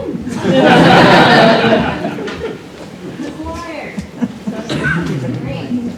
So, I just want to thank you all for being here. To introduce myself, my name is Zabzi Maria. I actually am a part of several organizations. By day, I'm a children's therapist. I work with my Office of Education and Mental Health Program with kids at their schools here in the county. I'm also the president-elect for Rotary Club of Clearlake. And also, I'm on the Canasta Unified School Board. I think most importantly, I'm also a success story from this place. When I first was growing up here, I've already told this story, and a lot of the people in this room already know it. I struggled with depression, and it was very difficult for me growing up in my house as a very strong-willed woman, right, or growing into a woman in a Hispanic traditional household. And it was not the best environment for me, and I wanted to not be there, right? I just did not want to be there. And thank goodness that this place was here, that was safe, that I could be here after school hours, a place that taught me things that I couldn't learn in my high school education because of what was going on at home. I've got mentors here who I love and adore, who have taught me and continue to show me the way.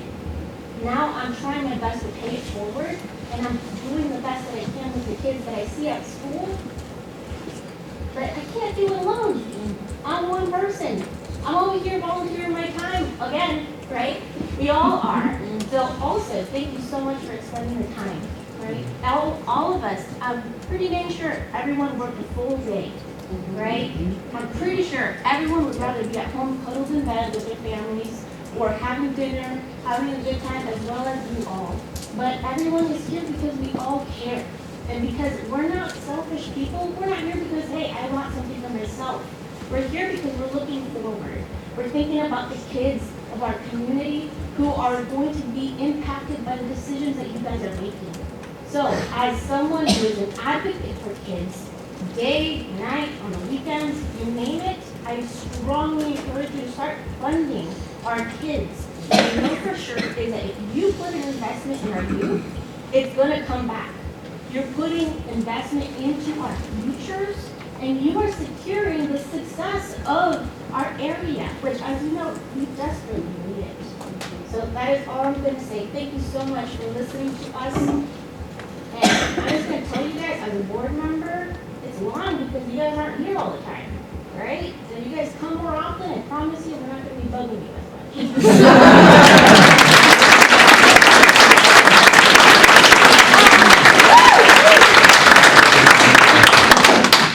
Tim Gill. Hello, my name is Tim Gill, and I'm the Assistant Superintendent for Educational Services in the Clearlake High School District. First, I would like to talk a little bit more about Chef Rob Beal was up here earlier talking about his CTE pathway at Clearlake High School and dual enrollment at college. We actually have 10 pathways at Clearlake High School. And we just added 2 new pathways this year, digital media arts and patient care. We have something like 700 students at Clearlake High School who are taking one of the courses in an articulated or in a 3-course pathway. There are 1,100 high school age students that go to school every day about a mile from here. 587 middle school students go to school right next door. 550 high school kids 14 miles down the road in Middletown, where they have, I believe, 5 CTE pathways currently in place. And all of those students and the pathways that we put in place are designed for students to go somewhere else after they're done, when they finish that pathway.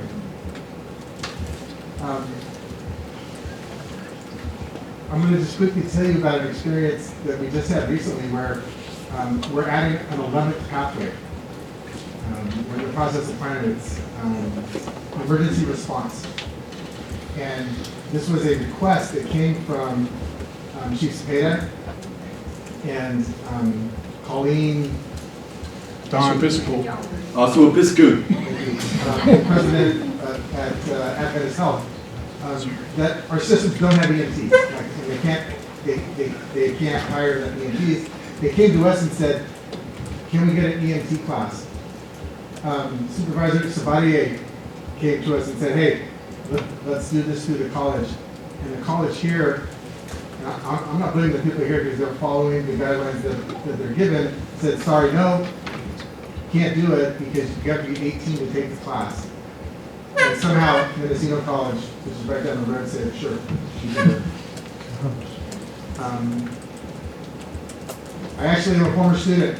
I took English 1A here in the spring of 1980 as a high school senior. I was a adjunct faculty math instructor here from 2001 to 2004.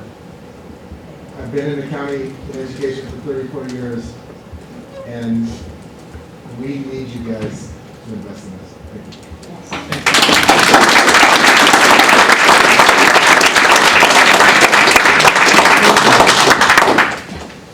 Russell?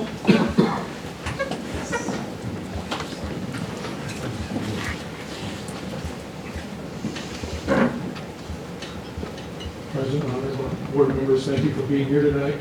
I just want to cover a couple things that I didn't hear in the presentation prior to mine.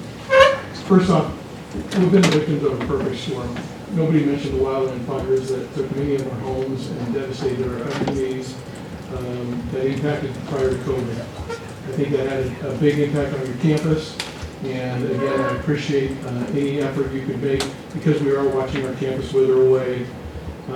My personal history, I watched my mother come to school here when they first opened the campus, and she was able to get her her teaching credential here, her early childhood development. I also took classes here while I was attending high school, Fairmead College, ended up getting my degree in Sac State. And I serve currently as our chamber president and also on the city council, as Mr. Florman mentioned, as city council member and mayor. One of the things I also haven't heard mentioned tonight is the courtship that Yuba College presented to us in the mid-70s when they wanted us to join with you instead of joining with Mendocino College. And big promises were made if we would align with Yuba College and join the Yuba College district. I also attended the Yuba College at Marysville and ended up getting my AS there. It was a great campus. This was a great opportunity.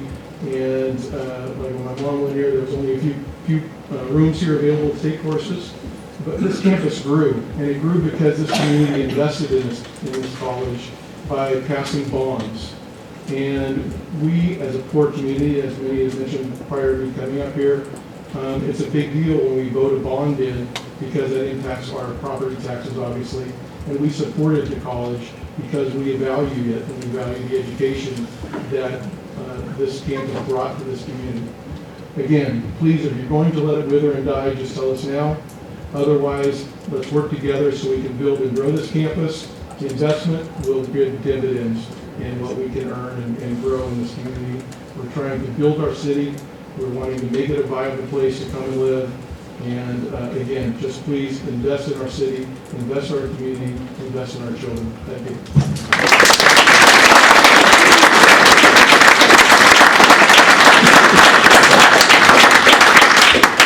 Pamela Benning. Hello, Pamela Benning Hale. I came to Yuba when it first started, and I was able to be 2 units shy of having my first year in college when I graduated from high school.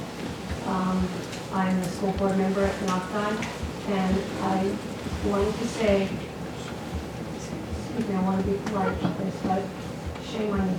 I did not realize how you have been taking away from our kids, but still taking the same amount of taxes from us.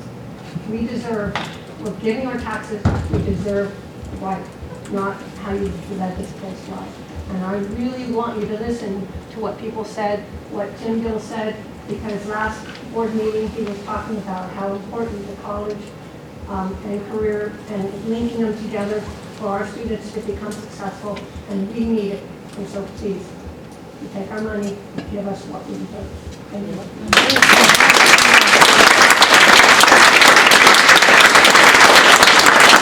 Kevin Thompson.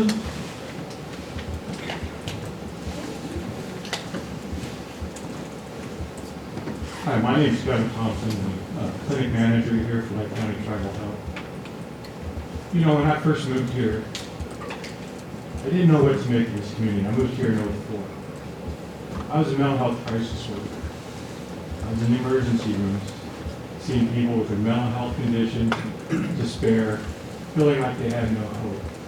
One of the ladies that was here tonight, I put her in psych hospital multiple times. I saw that same young lady work with our children's services, got hope, came to this college, got her health and human services degree, went on to get her bachelor's degree, went on to get her master's degree, and now she's working as a supervisor at the very same facility that first pulled her out of those hospitals. This college did that. Well, it started at that. You know, and again, when I first moved here, maybe I was a little slave because, you know, health crisis, I'm dealing with people that aren't in that shape. But I had my master's degree, but I figured, you know, I wanted to add to it. I wanted to get my accounting degree. So I came to this college, got my accounting degree, and was so impressed with the faculty and staff of this place. These people aren't just teachers. They're cheerleaders. They're coaches. They're motivated speakers. You've heard from some of these people, they did see any hope in their lives, and this school convinced them that they could finish their degrees and become something. And I was so impressed with that, that even though I was working 55, 60 hours a week, I came on as adjunct faculty and top grade so that I could do that same pouring out to the students of this community.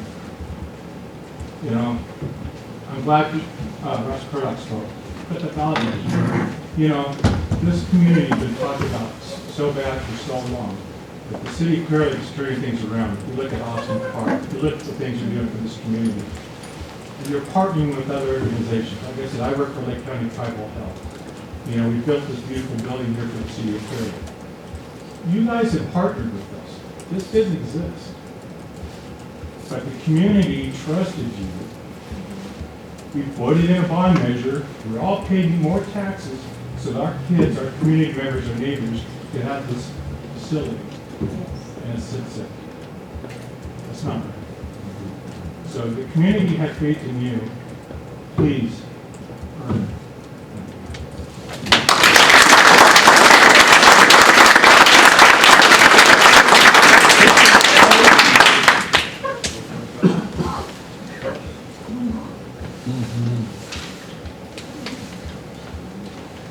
Hello, my name's Chris Nails. A lot of professors and probably other students know me here because I'm big, loud mouth. I'm very outgoing. I'm probably one of your most Lake County kids that there is. I'm a middle school basketball coach. I'm a head track throwing coach for Little Lake High School. I'm a recent graduate of 2022 at Little Lake High School. I also am a Starbucks employee. I see a lot of cups around here. I'm sorry, we were out of a lot of stuff.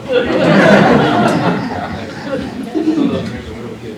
President Mocha, you guys can keep it.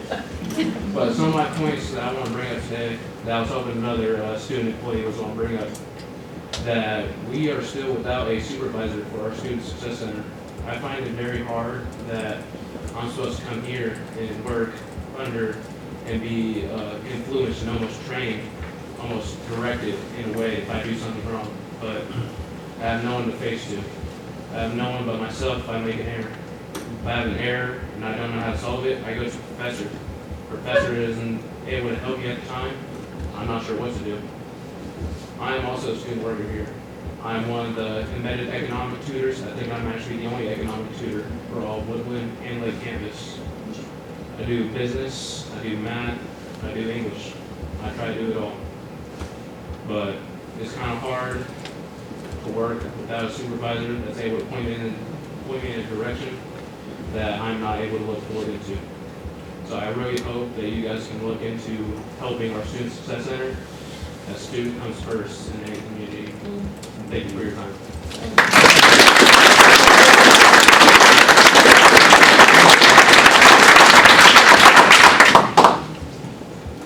All right, those are all the ones in person. We do have a gentleman waiting for us, so I want to call for him. Travis Smith. Are you there? I am here, thank you very much. Sorry for the long wait. Oh, no worries. It sounds like some very important things needed to be discussed, and I just want to start off by saying that my full support, heartfelt support goes out to Lake County campus. I've been a history professor for Yuba College for close to 20 years, and I remember when Lake County campus was part of Yuba College, and I saw Harry Lyons gave a speech, and haven't seen him for quite some time, so just, you know, well worth the time waiting for me to have a chance to speak. I know they're going through some difficult things right now. I'm here to talk to the Board of Trustees and Chancellor Pan about full-time faculty negotiations with the district. I know it can be very impersonal, even perfunctory, to provide you with a statement via Zoom, and it's even more perfunctory when I'm going to read it to you. I've asked Dr. Selden to pass out a copy so you can review it at your discretion. So with no further ado, I'm ready to read my statement. The faculty union and the district began negotiations for a new collective bargaining agreement on March 4th, 2022, more than 20 months ago. Unfortunately, full-time faculty have been without a contract since June 30th, 2022, more than 16 months ago. Here's a brief synopsis of a couple of the frustrating aspects of these uncharacteristically lengthy negotiations. Number one, illegal overreach and wasting time and money. The district sent the faculty union a letter on August 2nd, 2022, titled Right of First Refusal, which states that the district was unilaterally eliminating the long-held right of first refusal. At this point, it became very clear to the faculty union that the district was taking an outright aggressive and even illegal approach to this round of negotiations. The faculty union's legal representation responded to the district's illegal attempt to eliminate the right of first refusal on August 10, 2022. In this response, the faculty union informed the district that the right of first refusal was a mandatory subject to bargaining, and the district did not have the authority to unilaterally eliminate the right of first refusal. We then filed a claim with the Public Employment Relations Board. After waiting several months for our case to be assessed, we have finally received notification from PERB that our charge has been recognized and the right of first refusal is indeed a mandatory subject of bargaining. In short, the district behaved illegally, and an informal conference will take place to attempt to determine a remedy. If a settlement can't be reached, more money will be spent by the district on legal fees and what will be an expensive hearing. This process has cost the district a significant amount of money and may end up costing much more. Who pushed for this overreach? Was it the district's lawyer, Randy Overreach Erickson? I suspect so, since he has been losing similar legal battles throughout the state of California, and his friends are all over this wasteful decision to unilaterally, aggressively, and illegally go after a negotiated and long-held right. I will also add that Overreach Erickson comes to the table unprepared, unwilling to bargain, and is often condescending. He is an outsider who has no concern about morale in our district. We are not the only unit that feels this way. You are wasting money on him, and by keeping him employed, you are creating acrimony in our ranks.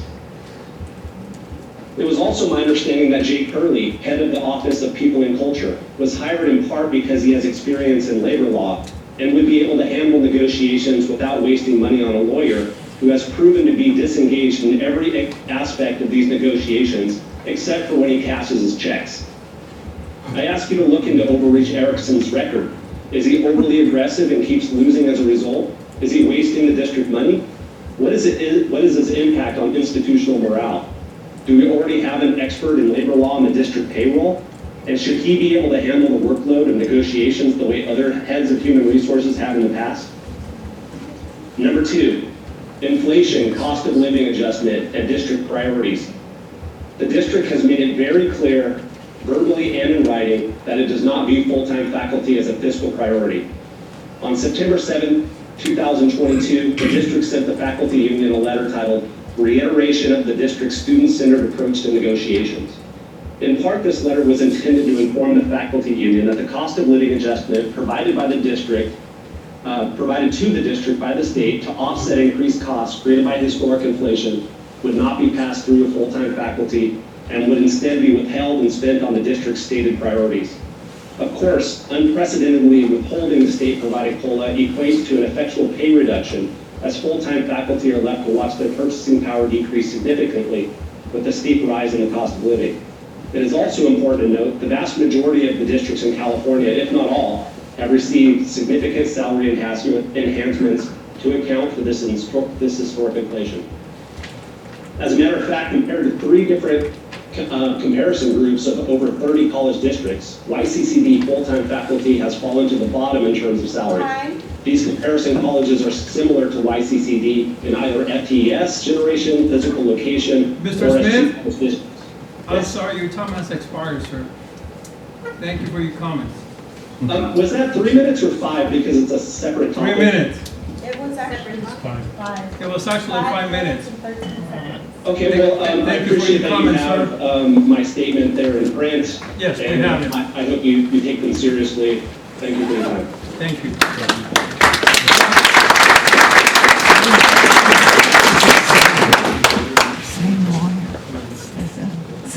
Okay, I just want to say that I do thank all of you, Lake County residents. As someone mentioned that, yeah, I'd rather be at home, whether it be with my significant other or with my kids or watching TV, listening to radio, watching a game, whatever it is. But you are sure that you really care for this facility, so I thank you for that. And at this point in time, I'd like to take a 5-minute recess.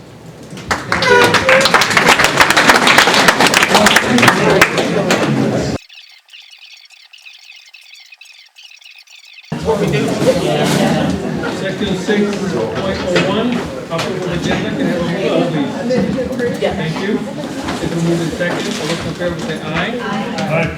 Thank you. 7.01, approval minutes. Can I have a motion, please? Motion to approve. Thank you. It's been moved in second. All those in favor say aye. Aye.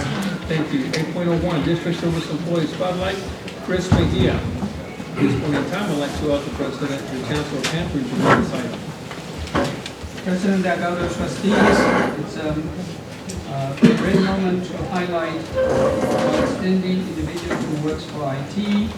It's a senior computer and system analyst who's been nominated, done great work. Let me ask our CIO, Devin Crosby, to highlight this contribution. Thank you, Dr. Quinn. Thank you, members of the board. So I'd like to recognize Chris Mejia. Chris has been with the district 21 years. He started as a student assistant in IT 21 years ago. Worked his way up, got his bachelor's degree and master's degrees, and currently serves as our senior computer and network specialist. He's being recognized tonight because of his leadership on a cybersecurity initiative that impacted everyone across the district, and that is our change in single sign-on from our old portal guard system to our MyApps, Microsoft single sign-on system. And so this was a huge project from an IT perspective.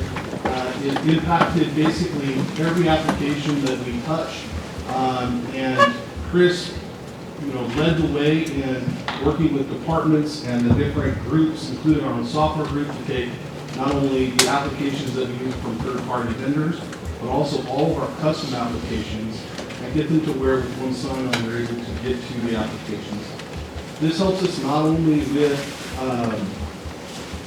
access today, but it moved all of that infrastructure from our data center there at the Marysville campus up into the cloud. So this was really important from a security perspective because it starts to really allow us to look at things like business continuity and disaster recovery, and puts us in a much stronger footing long term. And so really, Chris, I really want to thank you. Here's a signed certificate of recognition from the board and from your district services colleagues who absolutely appreciate everything that you do. Thank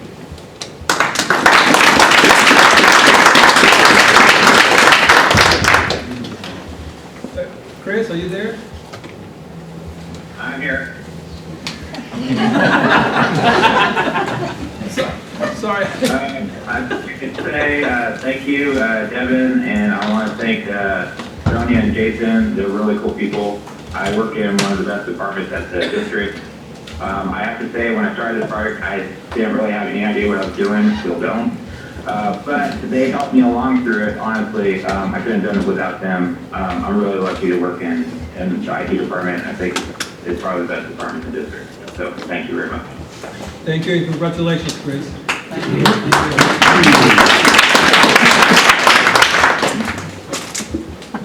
8.02, recognition of the 23 YCCD Builder Board President. At this point in time, I would like to ask Chancellor Pantry to do this item. President Delgado, trustees, President Delgado was elected to the board chair almost 12 months ago. We appreciate your leadership. Even reading the names tonight, it's not an easy job. Thank you for your leadership. Thank you for helping to also chair the search for the chancellor. So we'd like to have Vice Chair Sue Owls, Trustee Owls, to present something on behalf of the trustees. Well, first of all, we want to thank you for your leadership this year, from working with an interim chancellor to chairing the new chancellor search and working through that process. You're always very fair and making sure everyone's voice is heard. And I know how hard it is to do this job. So on behalf of the entire board, we want to show our appreciation with this plaque. It says, Juan Delgado, Board President, in recognition and appreciation of your outstanding dedication and support for student success and educational excellence. Thank you. Thank you.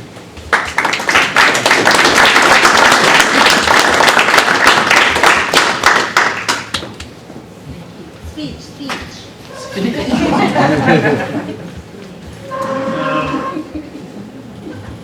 I just want to thank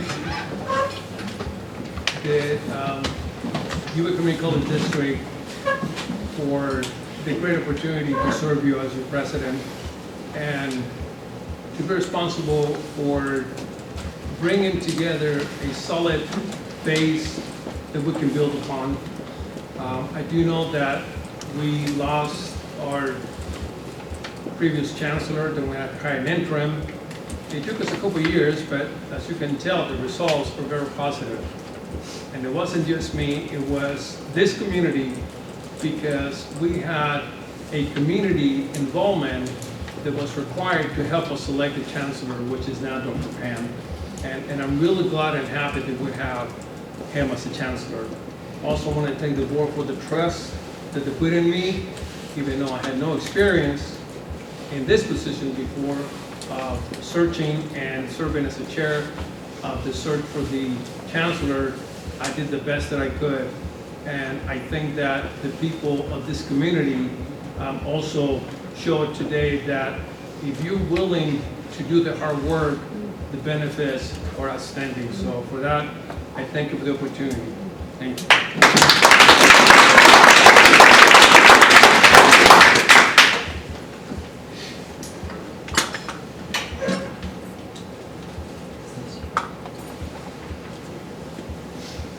Okay, move along with the agenda. Section 9, Woodland Community College, Lake County Campus Culinary Arts Program presentation. Chancellor Pan, will you please introduce this item and the presenter? It's my honor and pleasure to introduce our great chef, Professor Robert Cabarrus.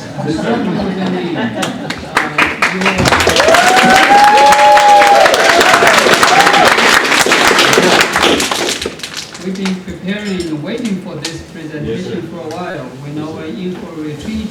You have done great work. Even today's conversation, you are well recognized, respected in the community.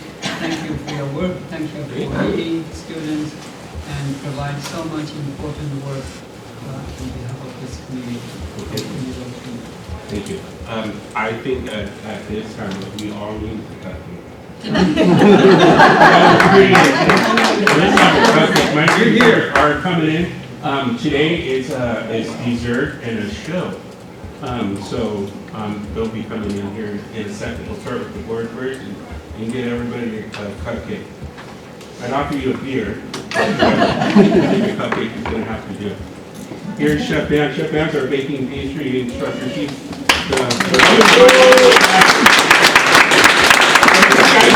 I'm going to go ahead and get started. I ran this through my 10-year-old son yesterday, and he said, Daddy went over in time, and he said, I'm way too much. So I apologize for enough. So the last time I presented to the board was 10 years ago. We were mighty proud of this brand new building. And in that 10 years, if you had told me that we were going to lose 1,300 homes, we would fight through COVID. We would have 7 different deans. I had no idea what that 10 years was going to bring to us. So today in our presentation, I hope that I can show that we are not the victims of this unfortunate circumstances, but really the victors of really great adversity. So with that, if I could get my next slide, please. Yeah. And let's go one more.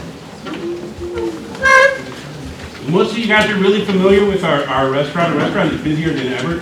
This semester alone, we had 3 record-setting days, and it's been a fantastic journey just this semester with a very talented team of students. Our Aromas Lab is their classroom, but it's a very busy restaurant, and that sets really a great tone, a great learning environment for our students. We also have the ability to do quite a bit of catering. I'll try to explain the last catering we went to.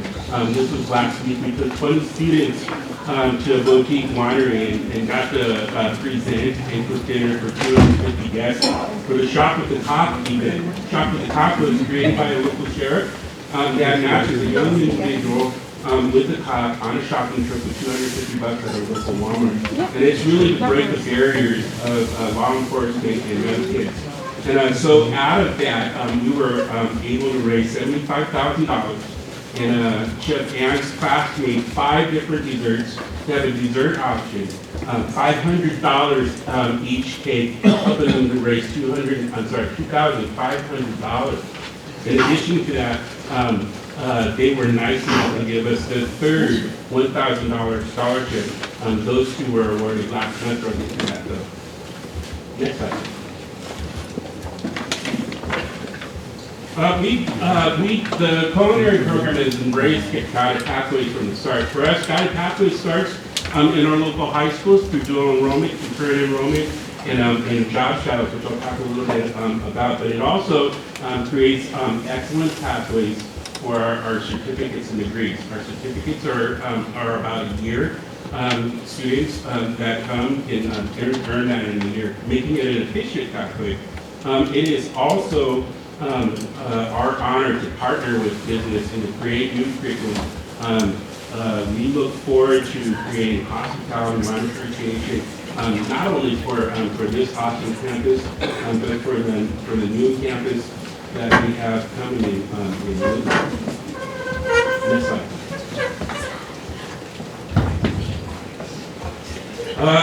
Today we got to see Chef Robert Real was with us. He was also with us in our classroom today. He's been with us 3 times this semester. Will be with us again next week when we'll host Clearlake High School job shadow students and Esparto in our last day of service. It's working out to be quite a busy day, so we will certainly need their help. Job shadows show students that they can come on campus and be successful. It's a day in the life of a college student, so it's an awesome way for them to get their feet on our campus. And a lot of times those students turn out to be really great students. The culinary club, they're all right behind me. The president of the culinary club is behind me too. Their club is very robust. They start every year with a $2,000 budget. I think that they're probably one of the more active clubs in all of our district. They do amazing work. Over $10,000 in scholarships that they fund through fundraisers alone. They help their community in so many different ways and have hosted events on our campus many times. They're stronger than ever before. Even after COVID, they came back and we have a really great group now. Access to financial support was really important to me. It took me way too long to figure out that I was losing students because they couldn't afford a program. So that inspired us to come up with a way to make it a cheaper program, and I think today we're gonna prove that to you. Next slide, please. So our partner with the Lake County Wine Alliance is 15 years strong. Every year we go there and we cook them dinner and we become a beneficiary. I think over the years, they've donated more than $40,000 to our program. So this is what makes the Living Library with 30 books up in the library happen. This is what makes every student come in to have a hat, a jacket, a knife pick, and the supplies that they need to be successful on our campus. It also allowed us to buy really technology-driven items to help us move forward with our service. So we were able to buy micro-stamp tablets, which are table-side ordering tablets, so that our students can learn the future of what service looks like. And then every year prior to COVID, they hosted the Future Chefs of America. So that's an Iron Chef style competition in our kitchen here, pitting 2 students against each other. One student wins an award of $1,000, one is $500. The Wine Alliance was instrumental in helping us create that and making that sustainable. We haven't done that since COVID. We will certainly send you guys, board members, an invitation to that. Hopefully you guys can make it. We will also send you guys an invitation to next year's Wine Alliance, which is in September 21st, 2024. I'm hoping the board will consider buying a table for that event and showing our support. I promise to show you guys a good time. It is a fantastic night of wine and food, and we would love to have you guys there. Next slide, please.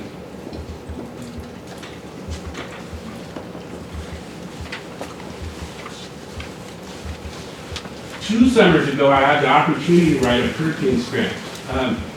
It was advice from our advisory committee to create classes that were shorter in term and skill-driven.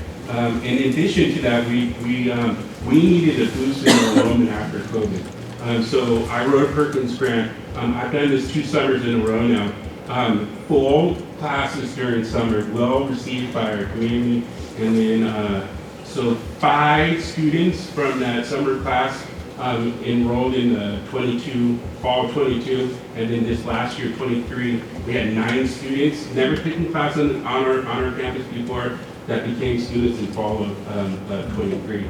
So I'm hoping that we can create non-credit short-term classes to boost the skills of our restaurant industry folks, but also to introduce folks to our program and then in turn help us boost our enrollment. Next one, please. Dual enrollment has been fantastic. I embraced dual enrollment from the get. I think it was about 7 years ago that I went to a workshop, and I knew right away that this was going to work for culinary. I created partners in Esparto. Unfortunately, right now, they'll be with us next week. They're going to bring a group of students to Job Shadow with us. Their instructor is working on the minimum qualifications, and is very interested in renewing that dual enrollment agreement. So today, Chef Robert Real was here. I think he has 3 or 4 sections of dual enrollment. It has for the last 5 years. We are also very interested in starting a culinary program in the Middletown campus, and with maybe the help and support of the Guy Fieri Foundation, which works with us here locally. He's helped Kelseyville and their culinary program. I'm hoping that we can spark that interest and get that going and create a really great pathway from that high school that kind of shadows Chef Robert Real and what he's doing. It's been fantastic. Just one other thing about dual enrollment from a chef instructor's perspective. When these kids come on campus and they have dual enrollment, it's magical. To go get me 2-inch hotel pans and 4 half pans, and they know what I'm talking about. Cook that chicken 165 degrees using your thermometer, they know what I'm talking about. So today in the audience here, we have students that have been through dual enrollment. It's just been this crazy awesome thing. Well, I just remember like maybe 2 semesters ago, me reaching over and saying, hey, you need to make sure that you take ServSafe. And he's like, hey chef, I did that dual enrollment. I'm done with that. Along with that,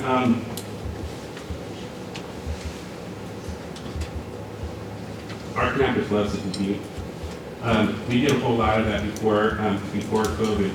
Through Strong Workforce and Southern California Community College System created a massive culinary competition, and we've been going since 2015. So let me see what we got here. In 2015, we won 2nd place in cake design under the direction of Chef Emery. In 2016, we won 2nd place in culinary. In 2017, we won 1st place in culinary. In 2018, we won 1st place in cake and in culinary. Next slide, please. Here's those winners.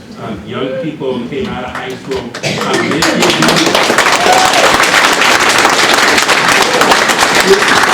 This helps them network with fellow colleagues, but also helps build their confidence. And so I'm just going to comment on Christian up there. I got to see Christian. He came to our graduation last May. I had no idea that he had followed through and got his degree, so it was a surprise to see him there.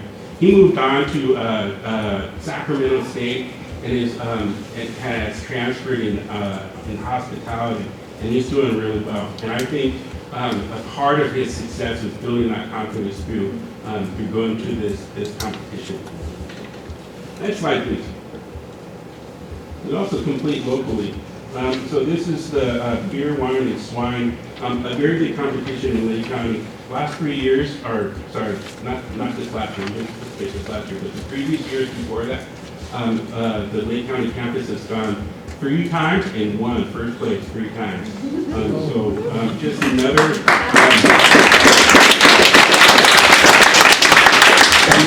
way that we featured in our president in our community.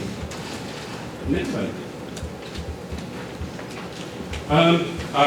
Our internship program and cooperative work experience has always been a part of our certificate. This allows students to go out into the industry and get really great real-world experience. Camp Mendocino is one of those. Every year we send 5 to 7 students to Camp Mendocino. They cook, they stay on camp and cook, and then at the same time they're receiving their cooperative work experience. So that's worked really well for us. We look forward to creating cooperative working experience into culinary internships soon. That's going to be a requirement for us. As I mentioned before, one of the things that we're really proud of in the help of the Wine Alliance, the Culinary Club, and many other organizations is the amount of scholarships that we awarded. I'm really happy to say last month that our department alone awarded $4,500 of culinary scholarships to students that really need it. Here's the good news. The Culinary Club has a reserve to fund us for next year, and we're still working with our partners to make sure that our students have scholarships to complete their journey. Next slide, please.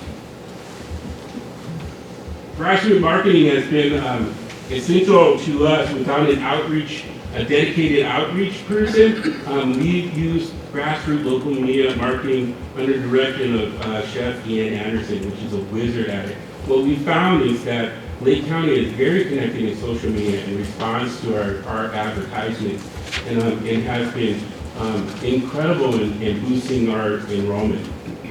Another thing that's helped boost our enrollment is our culinary roundup on the back of your pamphlet, so you'll see an invitation to that. That was inspired by my son Kainoa, who on his first day of kindergarten had a great deal of anxiety. It reminded me of students coming into my classroom on the first day. They are completely lost and afraid and anxiety-ridden. They don't have FAFSA. They didn't sign up for classes. So this event breaks that barrier and that anxiety for those students to come on our campus. In our culinary roundup, we do this every semester, twice a semester. Those individuals can bring a guest. We offer them food. We show them their text. We introduce them to their instructors. We show them their classroom. We give them a tour. We make sure that they're signed up for FAFSA. We make sure that they're signed up properly for their class. I think it's time that we look at welding roundup and other water treatment roundup and other programs that might need an open house to not only to help us boost our enrollment, but to really make our students comfortable when they come on campus. Where are they now? Wow, they're everywhere. They're in every casino in the county, including Cache Creek. They're at every major restaurant in the county. 2 that I'd like to point out: Park Place, long-lasting restaurant. We have an executive chef there. We have an executive chef. I think Weston was here earlier. He's the owner of the sauce shop, and his executive chef came from here. Adventist Health has 7 employees, including their executive chef.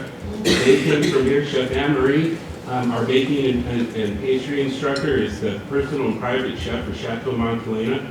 We have 3 students that are working now at the Four Seasons in Calistoga. We have chef owners, Danae of Danae's Desserts, Israel of the Underdog Food Truck. We have Kyle and John of Turk Tile Kitchen, all being very successful.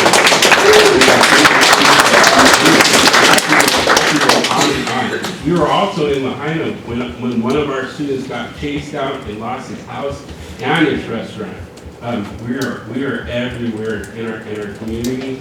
And one of the things that I think that we do best is placing students in really great employment. It's something that we see as the end goal, and maybe one of the most important parts of our job in culinary is to ensure that we network solidly with our community so our students have really awesome jobs. And we've done that for a long time now. Next slide, please. So where do we go from here? We are super excited to see the opening of the Woodland Community College Culinary Center. We stand as a partner with them and are willing and excited to share our success with them so that they can open strong. I'm hoping that the Board of Trustees considers also looking at Yuba College's culinary program and seeing that there might be possibilities for dual enrollment, concurrent enrollment in there. I'm looking to hopefully have a meeting with somebody to talk about that a little bit further.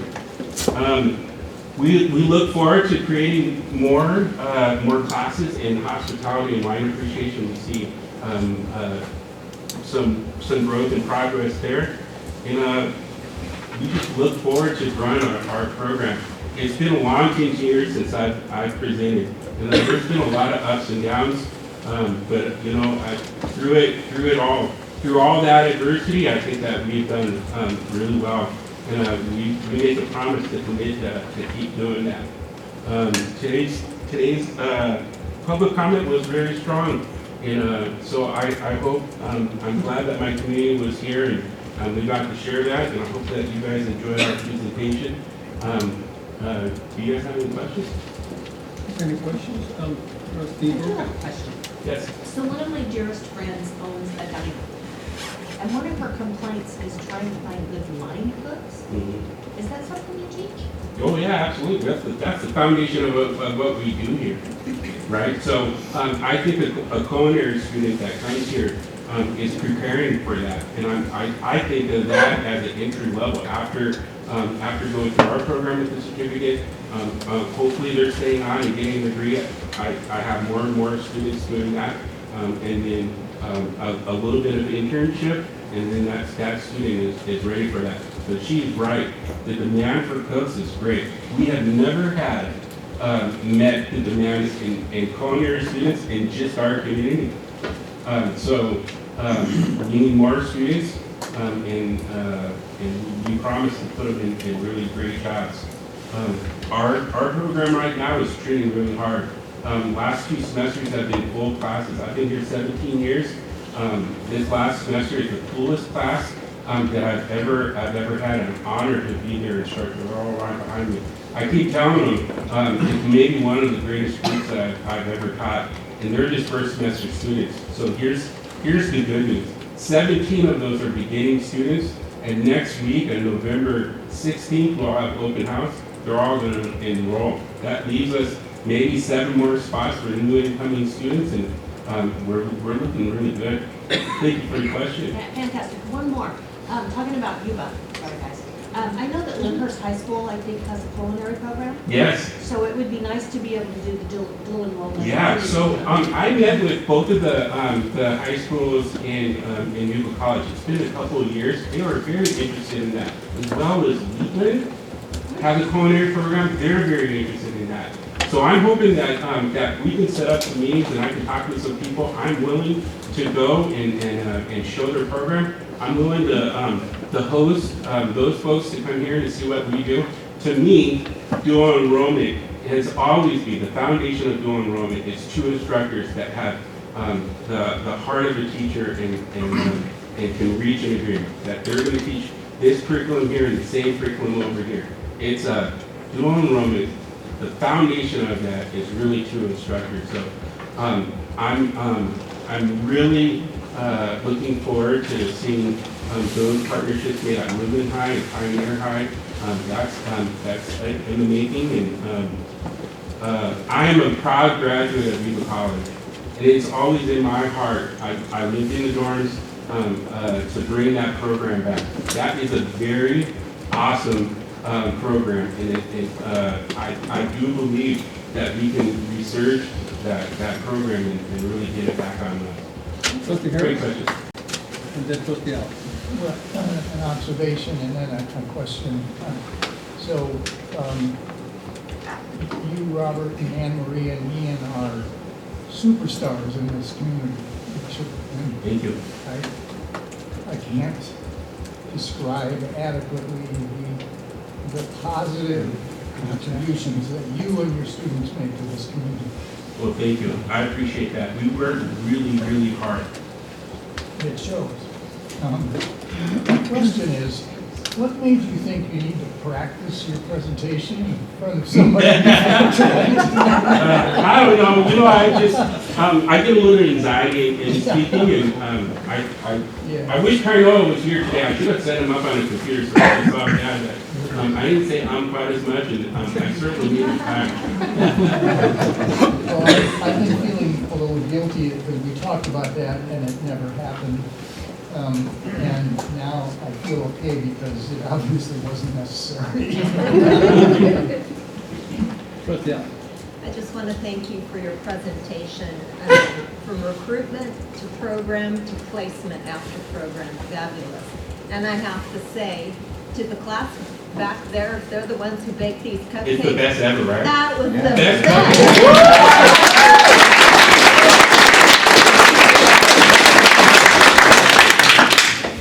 Thank you. Jeff, I've heard that with dual enrollment, one of the concerns that you have to deal with is the high school programs are, in their culinary programs, are teaching the curriculum, and so when they come to the college program, that there's so much duplication that makes it difficult for those students in their transition. Have you experienced that, or maybe I've just... No, honestly, you know, one of the really cool things, especially with the dual enrollment degree that we have at Tustees, Chef Rob is one of our students, so he knows our program really well. And I just think that this is the ultimate preparation for coming to the culinary school. I think that when and they can answer it better than I can because they're sitting right behind me. I think once their feet hit the pavement here, and once they go inside there, that it's seamless, and that the transition in the style of instruction goes from Clearlake into our program, and then makes this really fantastic employee that's coming out. You know, the really great thing is that, you know, we've been doing this for maybe 3 or 4 years now, and I'm just really, through COVID and all that, we are really seeing it come on very strong. So this semester alone, I think I have maybe 5 students in my class that come with dual enrollment units, and then the experience to go with that is for a chef instructor, it's really amazing. If I can get a student that knows the basics, then, you know, through our restaurant, which is really super busy right now, these guys are really honing their skills and turning them into fantastic employees. And our Where Are They Now board shows that. You know, the power of our program is in placement of our students, and always has been. Thank you. Yes, thank you. Thank you for your presentation. I think I heard you say you wrote 2 Perkins grants. Yes, sir. And how much were those for, and what were they used for? I missed. So each semester was about $10,000, $14,000. That paid for the wages of the instructor. That paid for some material of the classes. And then we hosted 3 classes each summer. So what I found is my true calling, and what I really want to be when I grow up is an Asian food instructor. Something I'm really passionate about. We got to teach that. We taught restaurant skills, which came from our advisory committee, to help hone skills of the employees that they have. And then we taught a beginning baking class. We taught those in 22 and in 23. It was incredibly successful. The classes, Chef Ian put the classes online, and they filled overnight. It was just amazing. So I'm hoping that soon we can go back into the curriculum committee and create some non-credit classes. A really great example of that is Santa Rosa JC that has a lot of ethnic food classes. These non-credit classes are oftentimes the start of a really great student. And I know that for a fact because I've seen those students go from a fun summer class to being very good students and being very passionate. I had a gentleman that was in my summer class last year, retired business executive, and just said, "Hey, chef, I'm totally in. I want to be a chef. This is what I really want to do." He's just off to the races, and it's just been really fun to see the success of that. I hope I answered your question. You did, actually. Yes. Thank you. Any other questions or comments? Thank you. This is fantastic. Hey, just a reminder, we have snacks for you guys when you guys are done. You'll have bottled water inside there, and there's a snack for you guys inside there. So happy travels to your home, and thank you guys for being here. Thank you. Please consider booking a table for next year's wine and lunch. It's a fantastic time. Do you have a date for that? Yeah.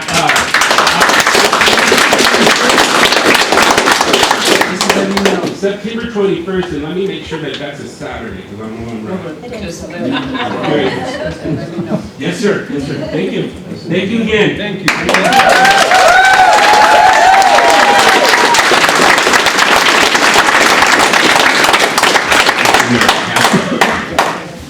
You know, I need to say that after that speech, I'm kind of a little hungry, so I'm thinking of taking a 5-minute break and eat my snack right now, but I'm not going to do that. Hey guys, if you guys want to grab that, help yourself. They're inside. Or are you guys ready? Let's pass those out too. Not now or no? Oh, okay. I thought you guys were. I'm sorry. No. Oh, hey, thank you guys. Okay. Moving along with number 10, consent agenda. Can I have a motion, please? Thank you. If you move in second, all those in favor say aye. Aye. Thank you.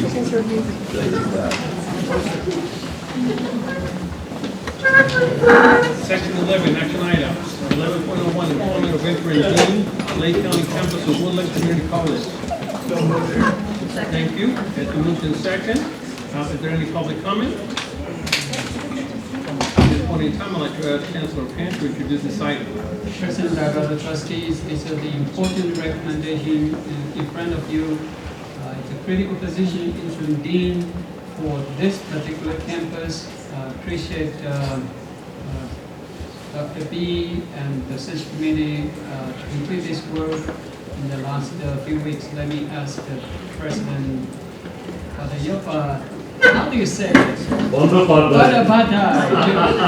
introduce this item. It's too late in the evening.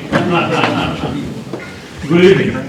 Yeah, we identified a strong pool and we interviewed. We identified a candidate, Patricia Barba, and we are asking for her appointment. She will be placed in where is it? Management salary schedule, rate 37, step 1, $113,774. Questions from?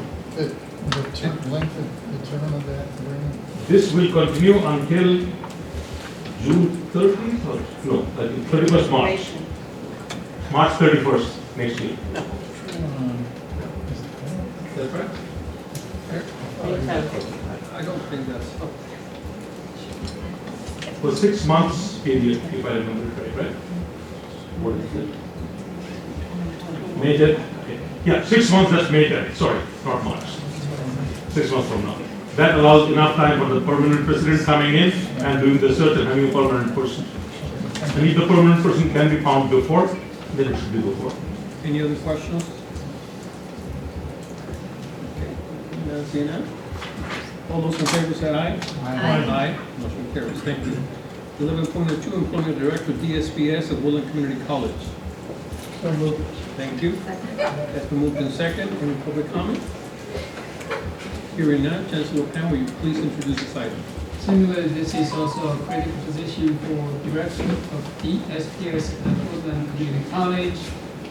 This is also a result of research. Dr. B, would you introduce the item? Yes, and I'm trying to look for where is my copy out here. he'll see the copy out here. Director DSPS is Jeff Hubbard, who is appointed in the position. Anything with this other name? I don't know. 32 step 33 steps. 33 step 6. What's that one? 124,772. Right here. Sorry, I should have seen this. It's right here. Questions for Jeff has been in this position for some time, and we have found him to be the permanent person.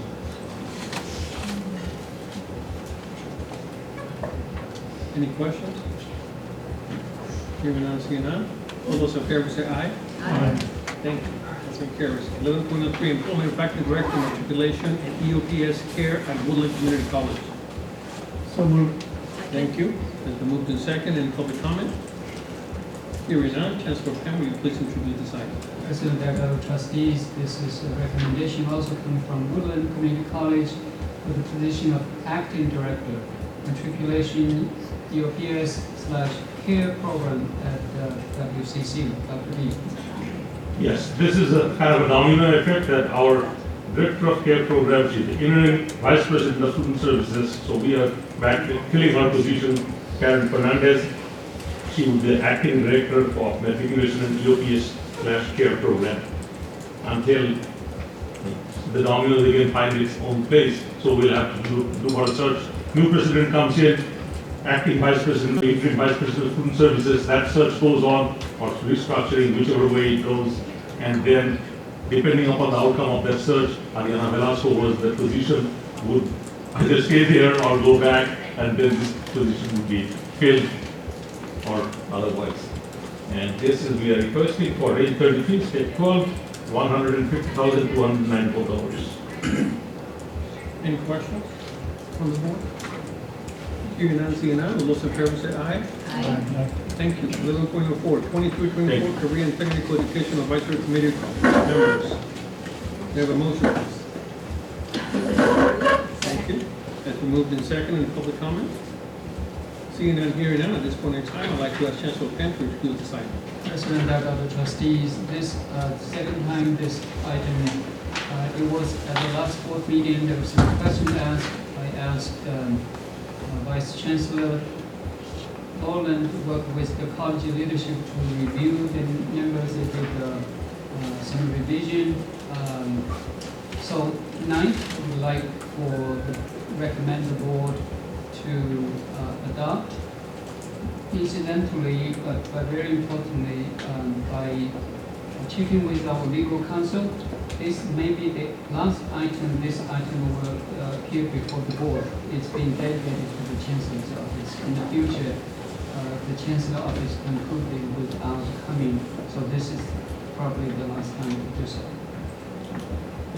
Any questions from the Chancellor? Looking through it, the only thing that I saw of the people that I knew, it still had Marty Sanders listed as our head of the Chamber of Commerce, and she is now, she's now the president. So that's the only one I saw that was not quite correct. Yeah, you know, the advisory committee has a lot of fluidity, people coming in and out. So given at a given semester, there are people in and out. But we will, I know the college instructional deans, the programs, they are in close touch, making sure we have the right individual, provide the kind of information that inform the program. Any other comments or questions from the Chancellor? Seeing none, hearing none, all those in favor say aye. Aye. Thank you, motion carries. Section 12, 12.01, 23-24 Department of Financial Status Reports, CCFS-311Q, first quarter. At this point in time, I'd like to ask Chancellor Pam to introduce this item. President of Trustees, this is in regard to the relevant title section 5X10. We want to have the board as an information item. This was also vetted, reviewed by the finance subcommittee. Trustee Yuba, do you have any further comments? It was presented in in its entirety by Chancellor Clearlake and Finance Committee unanimously endorsed. Any questions for the Chancellor or Trustee Rogers? We move on to 12.2. Standard and Poor rating. At this point in time, I'd like to ask Chancellor Camp to introduce this item. President Dago, trustees, this was also shared with the Finance Committee. This particular item is a point of pride for the district. Standard and Poor, typically they look at forward evaluation of the organization's ability, willingness to meet financial obligations on time in full by looking at. So our district use in 2011 was rated at A.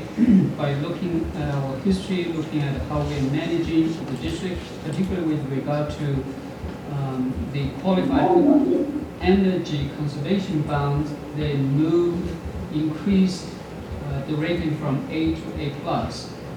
This was also reported, shared with the Finance Subcommittee. Trustee DeGarden? The only comment that I would make is that part of that report, there were some cautions of how it could be changed in the future based on changing conditions, and that is something that we've talked about in our multi-year projections and the concern that the Finance Committee has, and the district, of course, on the multi-year projections for the fund. So the Finance Committee was very pleased and very pleased and proud of the district for the management of the current government. Trustee Ellis.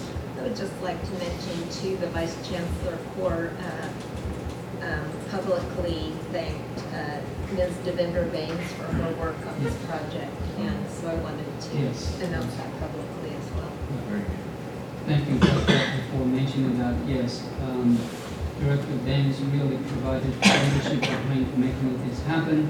What this says is the district's responsible management of the existing funds are bound, but doesn't say we have a lot of money. That's not what this is about. How you manage your existing resources. Any other comments from the board? I just want to set it along with that too. When I congratulate Vice Chancellor Card, she immediately referred that congratulations. She said that it was just not her, that it was her team that she has that worked for her and helped achieve that A+ rating. So I just want to say that was important. 12.3, a preliminary discussion of the annual election of board officers. At this point in time, I would like to ask Chancellor Pam to introduce this item. President Agado, trustees, as you know, for Educational Code 35022, more importantly, Education Code 75000, it requires community colleges or any school district to hold an annual election between December 8th and December 22nd. So our next board meeting, December 14th, we will be put on the agenda to do the annual board board work session. So knowing at that session, the board officer election will take place. So I want to be sure that all of you trustees know that the schedule coming next board meeting in terms of the board officer election. We're not going to do anything but just to, as a heads up, hopefully you'll begin to think, have a preliminary discussion if you want to, but the action of voting election will take place at the December board meeting. The other thing is also checking with our legal counsel. We have toyed with the idea, could make it a little bit smoother for the new chair to, once elected in the past, the board chair will immediately presiding over the meetings. We've been thinking about the idea have the new chair start presiding over the meeting in January, but our legal counsel advised us to continue with the current practice.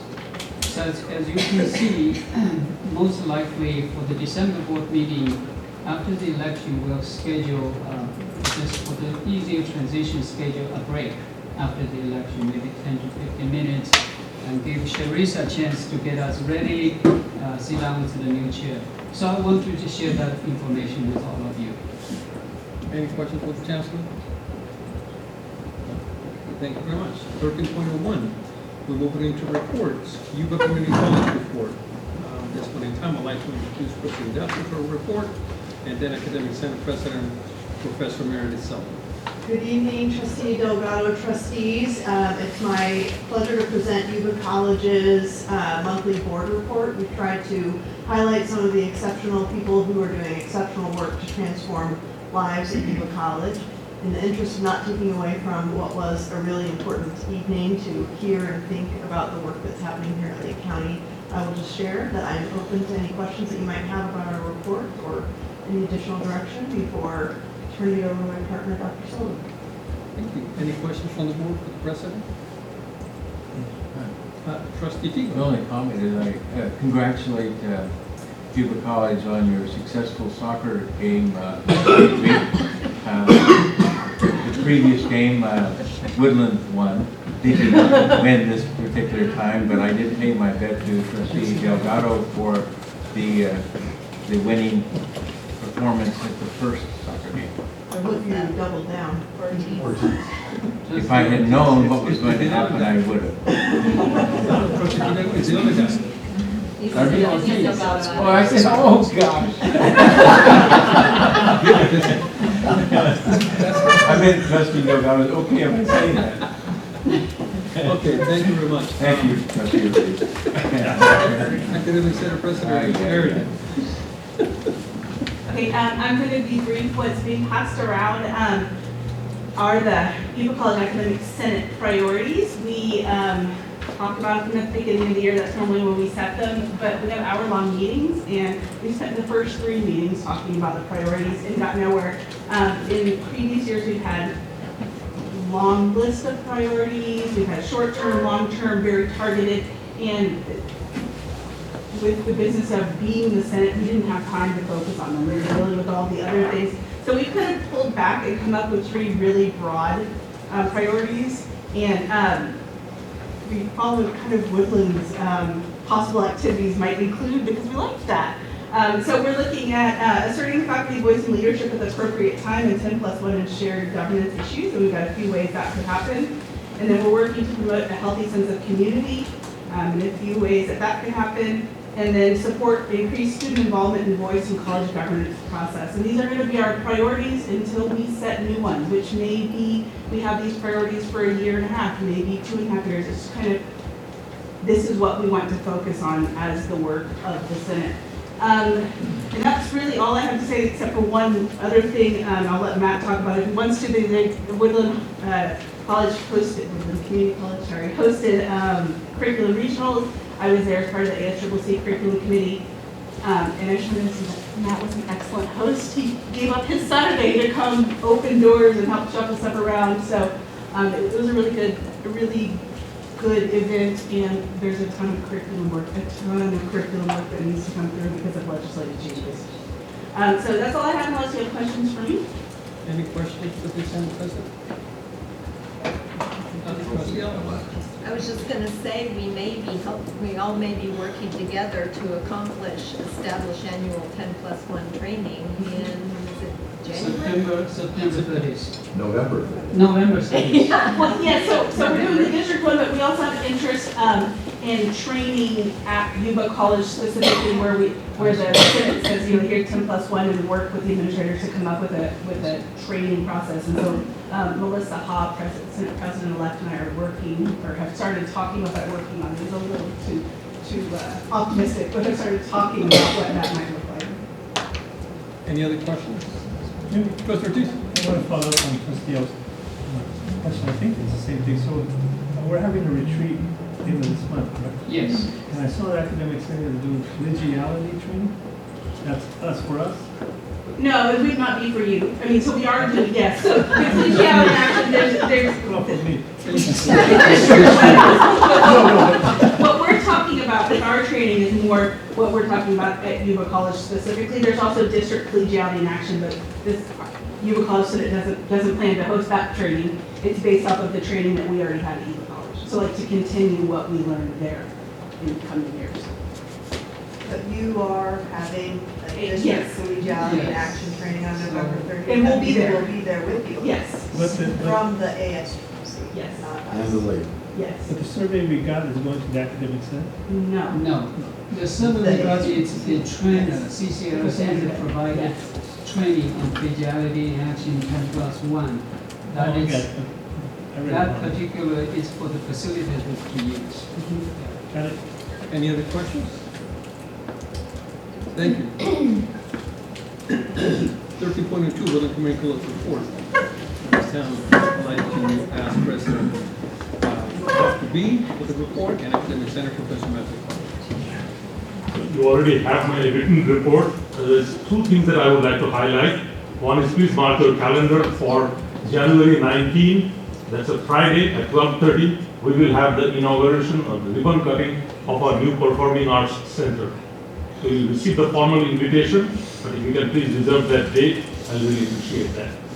And second is we are partnering, cementing our partnership with Yuba County Food Bank, and hopefully from January next year, we would have the food bank coming and offering food services food to our students every week on campus. So that's what we are expecting to cement that deal and make a stronger connection. Apart from that, you have my report. If there is a question, I'll be happy to answer. Any questions for President Dr. B? Thank you, sir. Over to you. Good evening. All the little things. I was thought Meredith was going to go with plenary. We are both heading down to Southern California for plenary next week, so we will have all sorts of excitement to report to the board when we get back from plenary. Also very excited about our president search as it heads down the stretch. I think we've got 4 excellent candidates, and I'm hoping that we get the best of the 4. But I'm not quite sure who that is, so that's up to the people at the next level to make that decision. Just a quick touch on earlier tonight, Harry Lyons spoke briefly. He taught biology here for 29 years. He's also responsible for me being here to some extent because he was on my tenure committee. So it was exciting. It was cool for me to see him, and he also pretended to appreciate seeing me. So he's a great guy.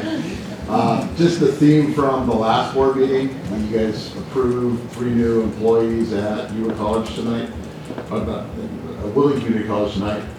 2 of the 3 were interns. So that's all we hire there is interns, and we're continuing to hire interns. I'm getting close with the president to hope that the dominoes start falling and we fill in those positions with permanent. Collegiality in action, we're looking forward to joining you on the 30th, so thank you for setting that up. I will be there. I'm not sure how many other senators from our college will make that trip because most of them have other duties on Thursdays. And then I want to thank Dr. B for a different participatory governance. He's arranged with the IUPI to have a visit to Woodland Community College next spring to look at our governance structures because we have most of the things we have we think are working pretty well, but we know there are places where we can tighten up, so that's going on. And then the last thing I got for you is, and I'm going to read this, I hate reading stuff, but this one I'm going to read just so I don't mess anything up.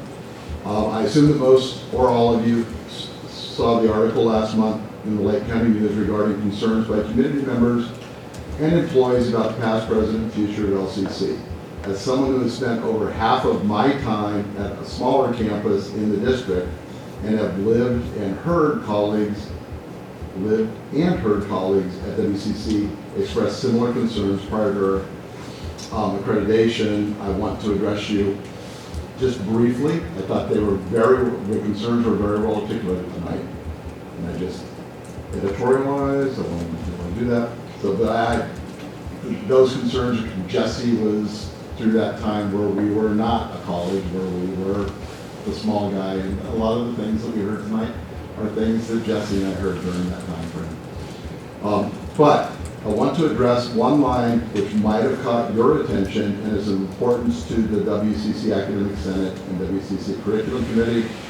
In the article, it was stated that concerns, and here's the quote, included the unilateral dismantling by an administrator of a remedial education program. As the curriculum and program development are both 10+1 items, I can assure you that that is not the case. All curricular changes and program changes go through a faculty-led process that would not allow anyone to make the changes referred to unilaterally. Cannot happen. Any changes that are made require input from discipline faculty and are approved by the curriculum committee, which is a faculty-dominated committee. So I wanted to share that because when I saw that, it concerned me, and I thought it might be concerned to us. And in the lack of questions, I will take my seat. Any questions? Thank you for your personal opinion, sir. Okay. 13.03, Chancellor's report. At this kind of time, I'd like to ask Chancellor Pam for his report. In the interest of time, I just want to highlight what Matt has already mentioned. The search of the Woodland president is coming to the very critical stage next week. We'll have the 4 finalists. I'm on campus next Tuesday all day with interviews with the chancellor's group, with the trustees, open forums. Open forums will be recorded, streamed into Lake County Campus Cruiser Center as well as Yuba College for those who are interested. Those recordings will be put online the very next day, stay for a few days. People will have a chance to provide feedback on the open forum content of it until Friday, the 17th. And then the next week, I'll be looking at reference check, feedback from all interviews, hopefully come to a recommendation to the board in December. I'll skip other reports, a lot of busy work, a lot of good work. I'll continue. Thank you. 13.4, board committee reports. At this Sunday time, I'd like to go on the report for the finance and audit committee, please. The report was included in the consent agenda. We did look at the resources and had good conversation about it. No additional comments I think are needed other than the concern for multi-year projections are still a relevant concern. Facilities committee?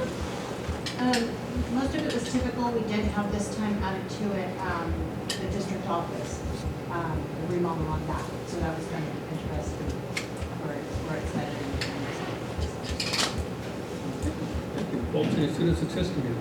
We had great discussion around the student success presentation on access, had lots of questions answered, and it's the same report everyone heard at our special studies session.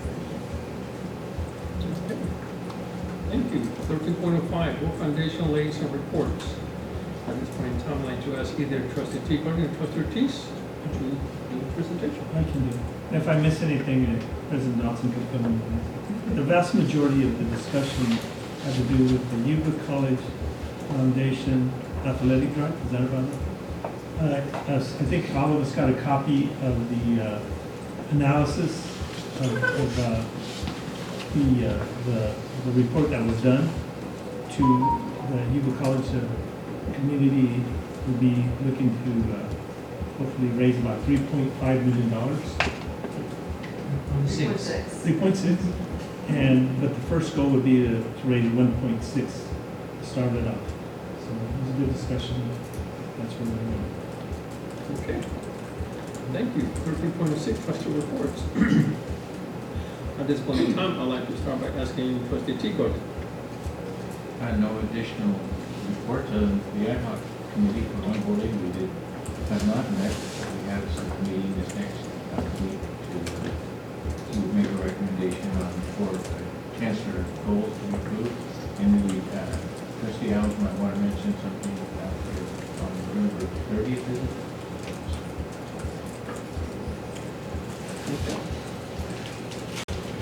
Trustee Alves. I just wanted to report that I did go to the Yuba Scholarship Celebration, which was lovely, and got to spend time talking with a student about getting a scholarship and lots of excitement. The Woodland Community College soccer team ended up as the conference champions. I didn't realize I enjoyed soccer so much until I could sit down through the game, jumping up and down.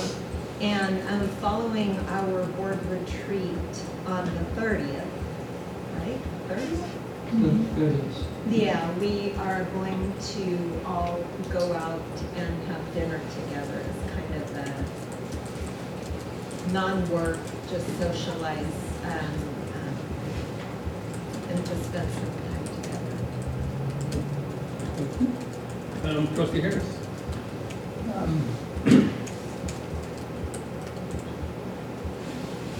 I'm so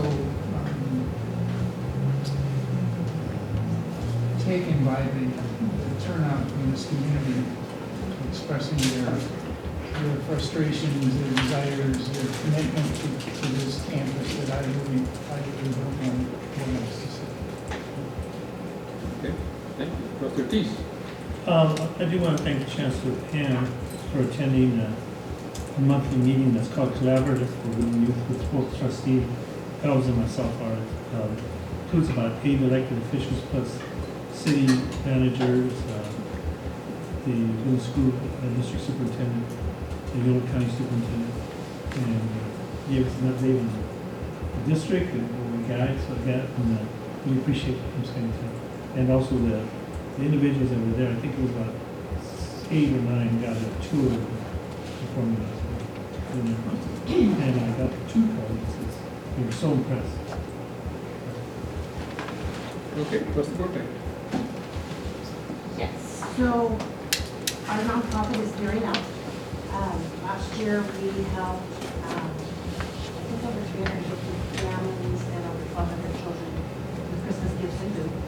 And we're gearing up to do it again. Dr. Dodson, I don't know who on your team would be the person to get families to us, because if there's some students that can use some Christmas help, we'd love to get them on the list as well. So we will be at the next board meeting, but we'll be right in the middle of that week. So anybody wants to stop by the fairgrounds and take a look and see, Trustee Delgado's been there. So if you'd like to take by, come on and take a look. It's quite the opportunity. So anyway, we'll look forward to getting some students to help. I just want to say that it's very rewarding to see the input of the community to help those in need, especially during the holidays. So it was a great experience, and I can't wait to do it again. Trustee Andrews. I really don't have anything to report, but I do want to say that the dedication the community showed to Lake County campus was amazing, and you were heard. And I will be thinking about what was said tonight for a long time. So thank you for sharing your concerns. Okay, and next will be the student trustees, but I don't really see either one of them. So with that, we'll move to 1327, President's Report. I don't know what else to say other than thank you to this board for the opportunity to serve as the chair.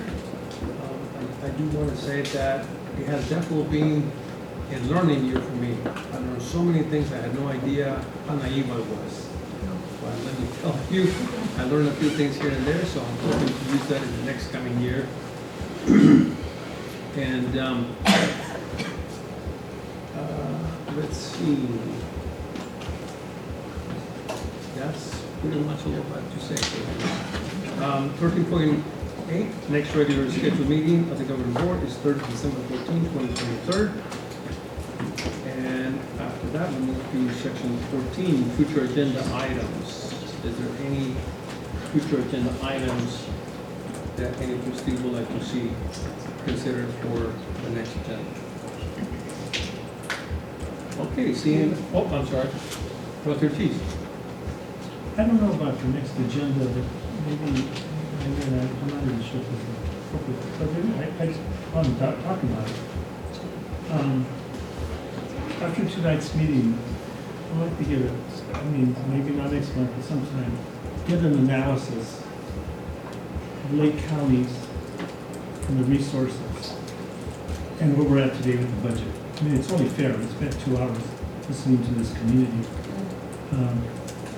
maybe next 2 or 3 months, I know it will take some time, and maybe with the president or the chair incoming could maybe develop that agenda. I mean, we are very, I think it's just the right thing to do. Well, I'm sure there's something that Chancellor Pan has on his agenda. Did I see a hand back there? Just a thumbs up. Yeah, right. Oh, okay. Great. Do you raise your hand? Yeah, if I may just really briefly, it's not going to solve even close to all the problems that were raised tonight. But good news is we have agreed to move forward on both the biology position and the counseling position here. So we're hopeful that those will be hired sometime during spring semester. Counselor can probably start soon after that, but the biology will probably be next fall if that happens, if both searches are successful. But a little bit of sunshine in a rainy day. Right. Anything else? Then this meeting is adjourned. Thank you, everyone.